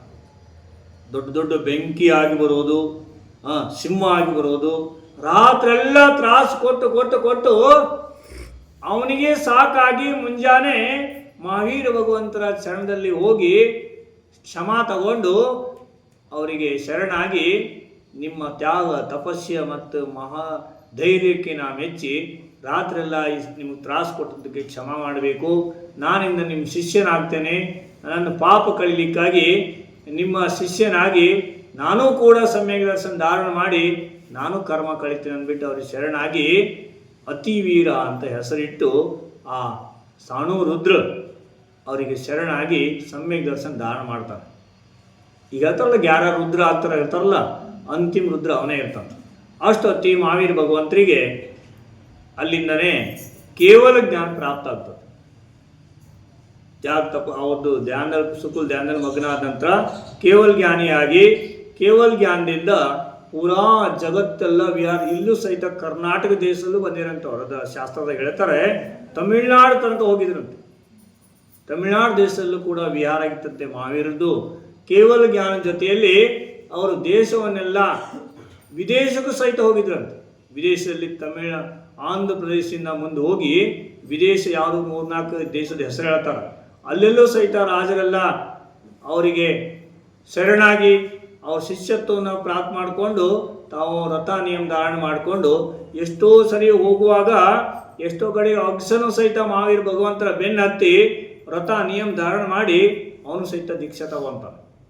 ದನಗಾರ ಆಕಳ ಮೇಯಿಸುವಂಥವ್ರು ಎಷ್ಟೋ ಜನರು ಮಹಾವೀರ ಭಗವಂತರನ್ನ ಬೆನ್ನತ್ತಿ ದೀಕ್ಷಾ ಸಂಯಮ ಧಾರಣ ಮಾಡಿ ಅವ್ರ ಶಿಷ್ಯತ್ವವನ್ನು ಪ್ರಾಪ್ತ ಮಾಡ್ಕೊತಾರೆ. ಅದೇ ಥರ ಮಹಾವೀರ ಭಗವಂತರು ಕೇವಲ ಜ್ಞಾನ ಆದ ನಂತರ ಎಷ್ಟೋ ಕಡೆಗೆ ವಿಹಾರ ಮಾಡ್ತಾ ಮಾಡ್ತಾ ಮಾಡ್ತಾ ಕೇವಲ ಜ್ಞಾನ ಆದ ನಂತರನೇ ವಿಪುಲಾಚಲ ಪರ್ವತದ ಕಡೆ ವಿಹಾರ ಆಗ್ತದೆ. ವಿಹಾರ ಆದರೆ ವಿಪುಲಾಚಲ ಪರ್ವತದ ಮೇಲೆ ಹೋಗಿ ಇಂದ್ರ ಬಂದು ಸಮೋಸನ ರಚನೆ ಮಾಡ್ತಾನೆ. ಸಮೋಸನದಲ್ಲಿ ಭಾರತ ಸಭೆ ಕುಂತ್ಕೊಳ್ತದೆ. ವಾಣಿ ಹೊಂಡಂಗಿಲ್ಲ, ಯಾಕೆಂತ ವಿಚಾರ ಮಾಡ್ತಾರೆ. ವಿಚಾರ ಮಾಡಿದ್ರೆ ಯಾರಿಗೂ ಜ್ಞಾನ ಹೊಳೆಯಂಗಿಲ್ಲ. ಎಷ್ಟೋ ಜನ ಮುನಿಗಳಿದ್ರು. 1300 ಜನ ಅವಧಿಜ್ಞಾನಿ ಮುನಿಗಳಿದ್ರು, ಮನಪರ್ಯ ಜ್ಞಾನಿಗಳಿದ್ರು. ಆದರೂ ಕೂಡ ಅಲ್ಲಿ ಇರ್ತಕ್ಕಂಥ ಮುನಿಗಳಿಗೆ ಗಣದರಾಗುವಂಥ ಆ ಒಂದು ಶಕ್ತಿ, ಆ ಒಂದು ಜ್ಞಾಪಕ ಶಕ್ತಿ ಯಾರಲ್ಲಿ ಇರಲಿಲ್ಲಾಗಿತ್ತು. ಅದಕ್ಕಾಗಿ ಕೇವಲ ಜ್ಞಾನ ಆಗಿರ್ಲಾಯ್ತು ಅಂತ ತಿಳಿದು ಇಂದ್ರ ಏನು ಮಾಡ್ತಾನೆ, ಏನು ಮಾಡಬೇಕು ಅಂತ ವಿಚಾರ ಮಾಡಿದಾಗ ಅದೇ ಒಂದು ಮಗಧ ದೇಶದ ರಾಜಗೃಹಿ ನಗರದಲ್ಲಿ ಬ್ರಾಹ್ಮಣರ ಧರ್ಮ ಬಹಳ ದೊಡ್ಡದಿರ್ತದೆ. ಬ್ರಾಹ್ಮಣರಲ್ಲಿ ಒಬ್ರು ಗುರು ಆಗಿದ್ರಲ್ಲಿ, ಅವ್ರ ಹೆಸರೇನು ಇಂದ್ರಭೂತಿ ಬ್ರಾಹ್ಮಣ ಇದ್ರು. ಅವರಿಗೆ 500 ಜನ ಶಿಷ್ಯರಿದ್ರು. ಆ ಟೈಮ್ನಲ್ಲಿ ಅಲ್ಲಿ ಹೋಮ ಯಜ್ಞ ನಡೀತಾ ಇತ್ತು. ಆ ಹೋಮ ಯಜ್ಞೆಯಲ್ಲಿ ಬಹಳಷ್ಟು ಸಾಧುಗಳನ್ನು ಕರೆಸಿದ್ರು. ಆ ಸಾಧುಗಳ ಕರೆಸಿದಾಗೆಲ್ಲ ಹೋಮ ಯಜ್ಞ ನಡೀತಾ ಇತ್ತು. ಈ ಕಡೆ ಮಹಾವೀರ ಭಗವಂತರು ಸಮೋಸರಣ ವಿಪುಲಾಚಲದ ಪರ್ವತ ಇತ್ತು. ಆಕಾಶ ಮೇಲೆ ದೇವತೆಗಳು ಮಹಾವೀರ ಭಗವಂತರ ಹತ್ರ ಬರ್ತಾ ಇದ್ರು. ಆ ಹೋಮ ಯಜ್ಞ ಮಾಡುವಂಥ ಬ್ರಾಹ್ಮಣನಿದ್ರು. ಅವ್ರು ವಿಚಾರ ಮಾಡ್ತಾರೆ, ದೇವತೆಗಳು ನಮ್ಮ ಹತ್ರನೇ ಬರ್ತಿದ್ದಾರೆ ನೋಡು, ಎಷ್ಟು ಪವಿತ್ರ ಐತಿ ಯಜ್ಞ ಹೋಮ, ಹಿಂಗೆ ಹೊಗಳ್ತಾ ಇದ್ರು. ಅವ್ರು ದಾಟಿ ಹೋಗ್ಬಿಡ್ತಾರೆ. ಮುಂದೆ ದಾಟಿ ಹೋದ ನಂತರ ದೇವತೆಗಳಿಗೆ ಹೇಳ್ತಾರೆ ಅವರು, ಏನು ಗೊತ್ತಾ ಬ್ರಾಹ್ಮಣರು, ಇವರೆಲ್ಲೋ ಒಂದು ಚಮತ್ಕಾರಕ್ಕೆ ನಮಸ್ಕಾರ ಮಾಡಕ್ಕೆ ದೇವತೆಗಳು ಹೋಗ್ತಾ ಇದ್ದಾರೆ ನೋಡು ಮಹಾವೀರನ ಹತ್ರ ಅಂತ ಕೊಚ್ಕೊಂತಾರೆ. ಹಿಂಗೆಲ್ಲ ಕೊಚ್ಕೊಂತ ಇರುವಾಗ ಈ ಕಡೆ ಇಂದ್ರ ವಿಚಾರ ಮಾಡ್ತಾನೆ, ಗೌತಮ್ ಈ ಇಂದ್ರಭೂತಿ ಏನಿದ್ದಾರೆ ಇವರು ಬಹಳ ಜ್ಞಾನಿ ಇದ್ದಾರೆ, ಇವರಿಂದನೇ ಜೈನ್ ಧರ್ಮ ಉಳಿಯೋದೈತೆ ಅಂತ ಅವಧಿಗೆ ಗೊತ್ತಾಗುತ್ತೆ. ಅವ್ರನ್ನ ಕರೀಲಿಕ್ಕೆ ಅಂತೇಳಿ ಇಂದ್ರ ತನ್ನ ವೇಷವನ್ನು ಚೇಂಜ್ ಮಾಡಿಕೊಂಡು ಗೌತಮ್ ಸ್ವಾಮಿ ಅಲ್ಲಿ ಇಂದ್ರಭೂತಿ ಹತ್ರ ಹೋಗ್ತಾನೆ. ಟೈಮ್ ಎಷ್ಟಾಯಿತು? 4:15 ಆಯಿತು. ಅಲ್ಲಿ ಹೋಗಿ ಅವನ ಪ್ರಶ್ನೆ ಕೇಳ್ತಾನೆ ಇಂದ್ರಭೂತಿ ಹತ್ರ, ನನಗೆ ಒಂದು ಪ್ರಶ್ನೆಗೆ ಉತ್ತರ ಬೇಕಾಗಿದೆ, ನನ್ನ ಗುರುಗಳು ಮೌನ ಆಗಿದ್ದಾರೆ, ಆ ಪ್ರಶ್ನೆಗೆ ಉತ್ತರ ನಮಗೆ ಬೇಕಾಗಿದೆ, ನಿಮ್ಮಂಥ ವಿದ್ವಾಂಸರು ಕೊಡ್ಬೋದು ಅಂತ ಬಂದಿದ್ದೇನೆ, ಪ್ರಶ್ನೆಗೆ ಉತ್ತರ ಕೊಡಿ ಅಂತ ಹೇಳ್ತಾರೆ. ಅದು ಯಾವುದು ಪ್ರಶ್ನೆ? ನಾನು ಶ್ಲೋಕ ಹೇಳ್ತೀನಿ, ಆ ಶ್ಲೋಕದ ಉತ್ತರವನ್ನು ಕೊಡಬೇಕು ಅಂತ ಹೇಳ್ತಾರೆ. ತತ್ವಾರ್ ಸೂತ್ರದಲ್ಲಿ ಮೊದಲೈತೆ ನೋಡಿ, ಯಾವುದದು? ತ್ರೈಕಾಲ್ಯಂ ದ್ರವ್ಯ ಷಟ್ಕಂ ನವಪದ ಸಹಿತಂ ಜೀವ ಷಟ್ಕಾಯ ಲೇಷ ಪಂಚಾಸ್ತಿಕಾಯ ರಥ ಸಮಿತಿ ಜ್ಞಾನ ಚಾರಿತ್ರ ವೇದ. ಹಿಂಗೆ ಶ್ಲೋಕ ಹೇಳ್ತಾನ ನಾವು. ಹಿಂಗೆ ಶ್ಲೋಕ ಹೇಳಿದ ನಂತರ ಇಂದ್ರಭೂತಿಗೆ ಏನೂ ಅರ್ಥ ಆಗಂಗಿಲ್ಲ. ಅವು ವಿಚಾರ ಮಾಡ್ತಾನೆ, ಇಷ್ಟೆಲ್ಲ ವೇದ ಶಾಸ್ತ್ರಗಳನ್ನು ಬಾಯ್ಪಾಠ ಮಾಡಿ ನಾನು ಎಲ್ಲೂ ಈ ಶ್ಲೋಕ ಬಂದಿಲ್ಲಲ್ಲ,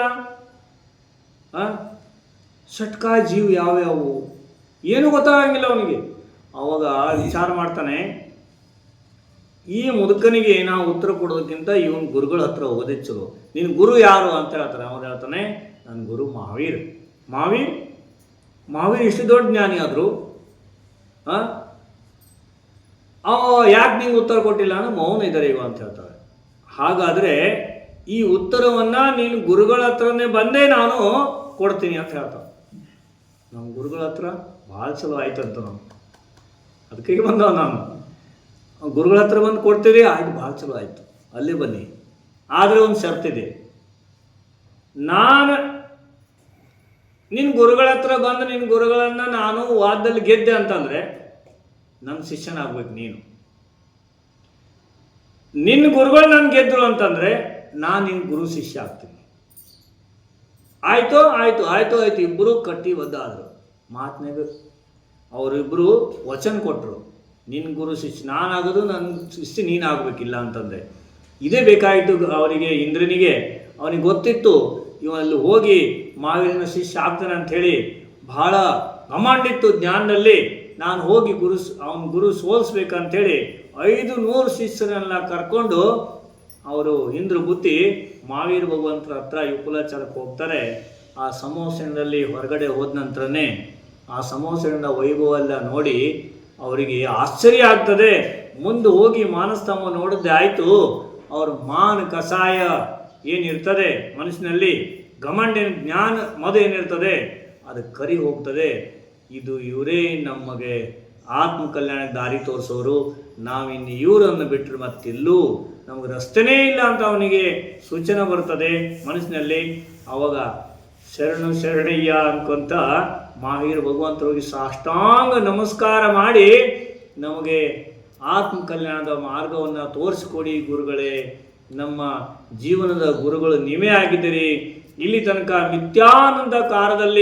ಮಿಥ್ಯಾಂಧಕಾರದಲ್ಲಿ ನಾನು ಬಿದ್ದು ಬಹಳ ದೊಡ್ಡ ಪಾಪ ಮಾಡಿದ್ದೇನೆ, ನಾನೇ ಜ್ಞಾನಿ ಅಂತೇಳಿ ಗಮಂಡದಿಂದ ಉರಿತಾ ಇದ್ದೇನೆ, ನಾನು ನಿಮ್ಮ ಶಿಷ್ಯನಾಗ್ತೇನೆ, ನಮ್ಮ ಆತ್ಮ ಕಲ್ಯಾಣ ತೋರಿಸಿ ಅಂತೇಳಿ ಮಹಾವೀರಿಗೆ ಶರಣಾಗಿ ಸ್ತುತಿ ಮಾಡಕತ್ತಾನೆ. ಯಾರು? ಇಂದ್ರಭೂತಿ. ಅವಾಗ ಪ್ರಶ್ನೆ ಕೇಳಿದಾಗ ಇದೇ ಪ್ರಶ್ನೆಯನ್ನು ಮಹಾವೀರನಿಗೆ ಕೇಳ್ತಾನೆ ನಾವು. ಷಟ್ಕಾಯ ಜೀವ ಅಂದರೆ ಏನು, ಪಂಚಾಸ್ತಿಕಾಯ ಅಂದರೆ ಏನು, ಇದೆಲ್ಲ ಪ್ರಶ್ನೆ ಕೇಳಿದಾಗ ಮಹಾವೀರರು ಅವಾಗ ಪ್ರಶ್ನೆ ಉತ್ತರ ಪಡಕಡಿತಾರೆ. ಇಂದ್ರಭೂತಿ ಏನಿತ್ತು ಅವನಿಗೆ ವೈರಾಗ್ಯ ಬರ್ತದೆ, ಸಂವತ್ಸರದಲ್ಲೇ ಕೇಸಲನ್ ಶುರು ಆಗ್ತದೆ. ಅವರನ್ನು ನೋಡಿ ಅವ್ರ ಶಿಷ್ಯರಿಗೆಲ್ಲ ವೈರಾಗ್ಯ ಬರ್ತದೆ. ಅವ್ರ ತಮ್ಮಂದಿರು 3 ಜನ ಇರ್ತಾರೆ, ಇಂದ್ರಭೂತಿ, ವಾಯುಭೂತಿ, ಅಗ್ನಿಭೂತಿ ಏನೋ. ಅವರು ಸಹಿತ ದೀಕ್ಷಾ ತಗೊಳ್ತಾರೆ. 500 ಶಿಷ್ಯರೆಲ್ಲ ಕೆಲವು ದೀಕ್ಷಾ ತಗೊಂಡು ಕೆಲವು ಸಮ್ಯಕ್ ದರ್ಶನ ಧಾರಣ ಮಾಡ್ತಾರೆ. ಈ ಥರ ಆಗಿ ಮಹಾವೀರ ಭಗವಂತರ ಸಂವತ್ಸರದಲ್ಲಿ 100 ಜನ ಶಿಷ್ಯರು ಬ್ರಾಹ್ಮಣರೇ ಆಗಿದ್ರು. ಮೊದಲನೇ ಗುರು ನಮಗೆ ಯಾರು? ಗೌತಮ್ ಸ್ವಾಮಿ ಬ್ರಾಹ್ಮಣಿದ್ರು. ಬ್ರಾಹ್ಮಣ ಜಾತಿಯಲ್ಲಿದ್ದರೂ ಕೂಡ ಸಮ್ಯಕ್ ದರ್ಶನ ಧಾರಣ ಮಾಡಿ ಮಹಾವೀರನ ಶಿಷ್ಯರಾದ ನಂತರ ಅವರು ಸಹಿತ ಜೈನ ಧರ್ಮವನ್ನು ಸ್ವೀಕಾರ ಮಾಡಿ ವ್ರತ ನಿಯಮ ಧಾರಣ ಮಾಡಿ ಪ್ರಥಮವಾಗಿ ಮಹಾವೀರನಿಗೆ ಗೌತಮ್ ಸ್ವಾಮಿಯಾಗಿ ಸಂವತ್ಸರದಲ್ಲಿ ನಮಗೆಲ್ಲರಿಗೂ ಮಹಾವೀರ ಹೇಳಿದಂಥ ವಚನವನ್ನು ಉತ್ತರ ರೂಪದಲ್ಲಿ ನಮಗೆ ಕೊಡುವಂಥ ಗುರುಗಳು ಅವರೇ ಆಗಿದ್ದರು. ಆದರೆ ನಾವು ಸಹಿತ ಜೈನ ಧರ್ಮವನ್ನು ತಿಳ್ಕೊಂಡು ಮಹಾವೀರ ಭಗವಂತ ತತ್ವವನ್ನು ತಿಳ್ಕೊಂಡು ನಾವು ಸಹಿತ ಆತ್ಮ ಕಲ್ಯಾಣ ಮಾಡ್ಕೊಳ್ಳಿಕ್ಕೆ ಇವತ್ತು ಸಹಿತ ಸಾಧ್ಯ ಐತಿ. ಯಾಕಂತಂದರೆ ಮಹಾವೀರ ಭಗವಂತರು ಈಗಿಲ್ಲ ಅಂದರೂ ಕೂಡ ಅವ್ರು ಹೇಳಿದಂಥ ವಾಣಿ ಶಾಸ್ತ್ರ ಈಗಲೂ ಸಹಿತ ಜೀವಂತ ಇದ್ದಾವೆ. ಅವ್ರು ಹೇಳಿದಂಥ ವಾಣಿ ಈಗಲೂ ಇದ್ದಾವೆ. ಗೌತಮ್ ಸ್ವಾಮಿ ಹೇಳಿದಂಥ ವಾಣಿ ಈಗಲೂ ಇದೆ. ನಾವೆಲ್ಲರೂ ಮುಂದೆ ಕೈಲಾದಷ್ಟು ಈಗನೇ ಎಷ್ಟು ಜ್ಞಾನ ಇತ್ತು ಅಷ್ಟೆಲ್ಲ ಜ್ಞಾನವನ್ನು ನಾವು ಸದುಪಯೋಗ ಮಾಡಿಕೊಂಡು ಜೀವನವನ್ನು ಕಲ್ಯಾಣ ಮಾಡುವಂಥ ಆಸೆಯನ್ನು ಇಟ್ಕೊಂಡು ತ್ಯಾಗ ತಪಸ್ಸೆ ಎಷ್ಟಾಗತ್ತೆ ತ್ಯಾಗ ತಪಸ್ಸೆ ಮಾಡಿ ಜಿನೇಂದ್ರ ಭಗವಂತರನ್ನು ಸನ್ಮಾನದಲ್ಲಿ ಇಟ್ಕೊಂಡು ಕರೆ ದೇವ್, ಕರೆ ಗುರು, ಕರೆ ಶಾಸ್ತ್ರವನ್ನು ನಂಬಿ ಸಮ್ಯಕ್ ದರ್ಶನವನ್ನು ನಾವು ಶಾಶ್ವತ ಮಾಡಿಕೊಂಡು ಆ ಶಾಶ್ವತ ಸುಖವನ್ನು ಪಡ್ಕೊಳ್ಳಿಕ್ಕಾಗಿ ನಾವು ಪ್ರಯತ್ನ ಪಟ್ಟರೆ ನಾವು ಸಹಿತ ಗೌತಮ ಸ್ವಾಮಿಯಾಗೆ ಸಾಕ್ಷಾತ್ ತೀರ್ಥಂಕರ ಸಾನ್ನಿಧ್ಯದಿಂದ ನಾವು ಸಹಿತ ಮೋಕ್ಷ ಮಾರ್ಗ ಪಡ್ಕೊಳ್ಳೋಕೆ ಸಾಧ್ಯ ಐತೆ. ಇವತ್ತಿಷ್ಟೇ ಹೇಳ್ತೀವಿ. ಅಹಿಂಸಾ ಪರಮೋ ಧರ್ಮ ಕೀ ಮಹಾ